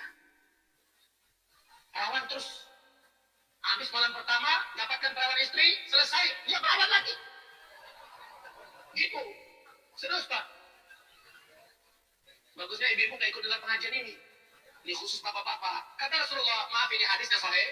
Tolong baca nanti dalam kitab Tamasya ke Surga oleh Syekh Ibnu Qayyim Al-Jauziyah. Judul aslinya adalah Hadil Arwah ila Biladil Afrah. Rasul berkata, maaf, zakar laki-laki ketika dia berdiri karena syahwat selama 70 tahun berdirinya. Yes. 70 tahun. Bagaimana Anda mau katakan saya fitnah? Itu Allah sendiri menjanjikan kepada kalian akan diberikan gadis-gadis berpayudara besar. Allah sangat mengerti dengan kemauan para orang-orang muslim. Ya, makanya menurut Bible, menurut Taurat dan Injil atau menurut iman kami Kristen, Allah itu tiada lain adalah Tuhan karangan Muhammad sesuai dengan imajinasi Muhammad. Loh, mana ada dalam Bible ada Tuhan negeri Mekah, ada kawin-mawin, ya kan, payudara besar. Itu bukan Tuhan yang digambarkan di dalam Taurat dan Injil. Itu Tuhan yang digambarkan oleh Nabi dari Arab. Gimana Anda ini? Yuk silakan. Naik kemari, bantah ya. Silakan. Ada Lona. Ini Lona ini kalau nggak salah kemarin pernah naik nih. Teman-teman, Lona ini muslimah ini kalau nggak salah. Cuman dia on the way meninggalkan agama Islam. Iya, silakan Lona, nyalakan kamera.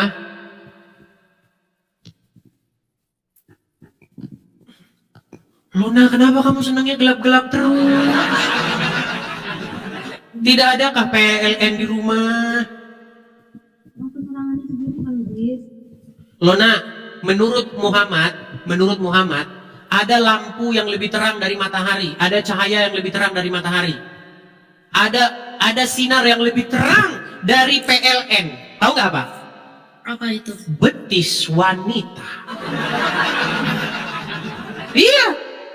Betis wanita, kata Muhammad, kalau disingkapkan betis bidadari surga akan menyinari seluruh dunia ini. Bang Edis, Kenapa Muhammad memperhatikan betis itu?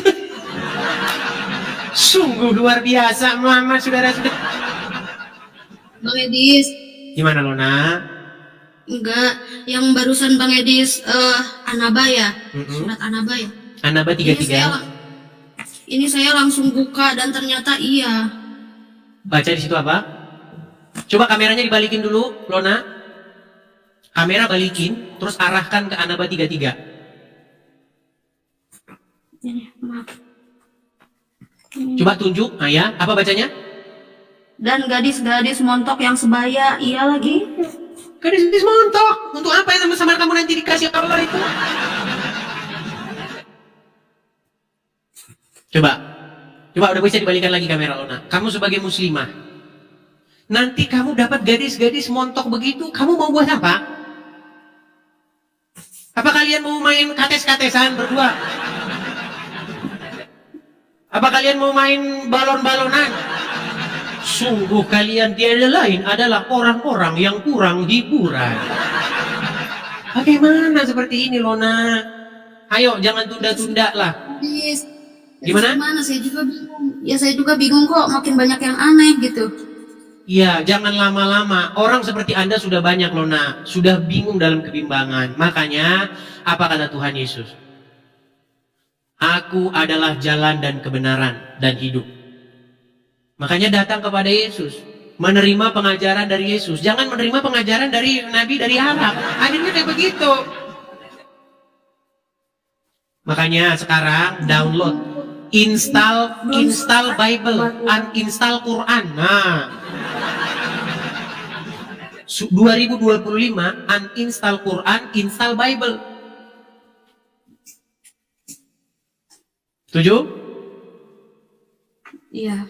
Iya, mantap. Coba Lona, jangan-jangan kamu pura-pura jadi muslim. Coba bacakan surat dalam Al-Quran yang kamu masih ingat, coba. Surat apa? Al-Ikhlas. Terserah. Al-Ikhlas boleh, silakan. Anas aja deh, Anas. Silakan Anas.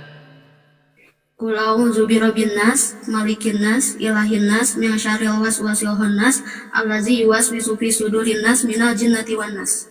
Tuh, lihat ya, dia muslimah ya. Muslimah dia. Muslimah. Lebih tepatnya krisis kali ya. Krisis ya. Sudah dalam agama Islam tapi krisis ya. Krisis Kristen Islam mendalami. Kristen Islam. Gak bisa. Gini Lona, mustahil seseorang itu menjadi pengikut Yesus di detik yang sama dia percaya sama Muhammad. Gak mungkin. Karena ajaran Yesus dengan Muhammad bertolak belakang. Ya udah, saya Islam KTP dulu. Ya, saya sarankan demikian. KTP-nya saja yang Islam, orangnya jangan. Karena cahaya, ya, kebenaran menurut Al-Quran itu ada dalam Taurat dan Injil. Mau saya tunjuk ayatnya? Boleh. Baik. Saya tahu. Di dalam Injil dan Taurat itu terdapat petunjuk dan cahaya. Saya tunjukkan dalilnya ya. Quran surat. Sebentar. Quran surat Al-Maidah ayat yang ke-46. Saya balik dulu kamera saya ya teman-teman ya. Ini Muhammad ini nggak percaya bahwa dalam Taurat dan Injil terdapat cahaya. Nih, surat Al-Maidah ayat 46. Apa dikatakan di sini? Dan kami teruskan jejak mereka dengan mengutus Isa putra Maryam, membenarkan kitab yang sebelumnya, yaitu Taurat. Dan kami menurunkan Injil kepadanya, di dalamnya terdapat petunjuk dan cahaya, dan membenarkan kitab-kitab yang sebelumnya, yaitu Taurat. Jelas ya? Terdapat petunjuk dan cahaya dalam Injil, betul? Tapi cahaya menurut Muhammad bukan di Injil, tapi betis wanita. Wih, betis wanita. Mau saya tunjukkan dalilnya bahwa betis wanita sanggup menerangi seluruh dunia. Susah. Malu mendengarnya. Iya, waktu sudah menunjukkan jam saya harus menutup siaran ini. Oke lah, lagi seru-serunya teman-teman ya, tapi saya harus mengantar dulu. Tapi intinya nanti Anda cari sendiri. Ada videonya itu ya. Nanti teman-teman yang mengedit video ini, nanti potong terus tempelin sama Ustaz. Betis wanita itu akan menimbulkan cahaya menerangi seluruh dunia. Oke, itu aja dulu ya, Lona ya. Saya turunkan ya. Iya. Karena saya ada mau pergi ini, oke? Ya, terima kasih. Shalom, Sampurasun. Itulah tadi video tayangan yang disampaikan oleh teman-teman Apologet Kristen. Semoga apa yang disampaikan memberikan manfaat, memberikan ilmu pengetahuan dan pencerahan. Dan jangan lupa di subscribe ya. Dan saya ucapkan terima kasih banyak kepada para penonton, subscriber, followers di channel ini yang telah mensubscribe ataupun men-like and share. Mungkin juga ada yang komen. Saya ucapkan hatur nuhun, terima kasih banyak. Bagi yang belum subscribe, dibantu di subscribe supaya saya terus semangat mengre-upload video-video dari Apologet Kristen. Mungkin itu yang saya sampaikan sebelumnya. Hatur nuhun.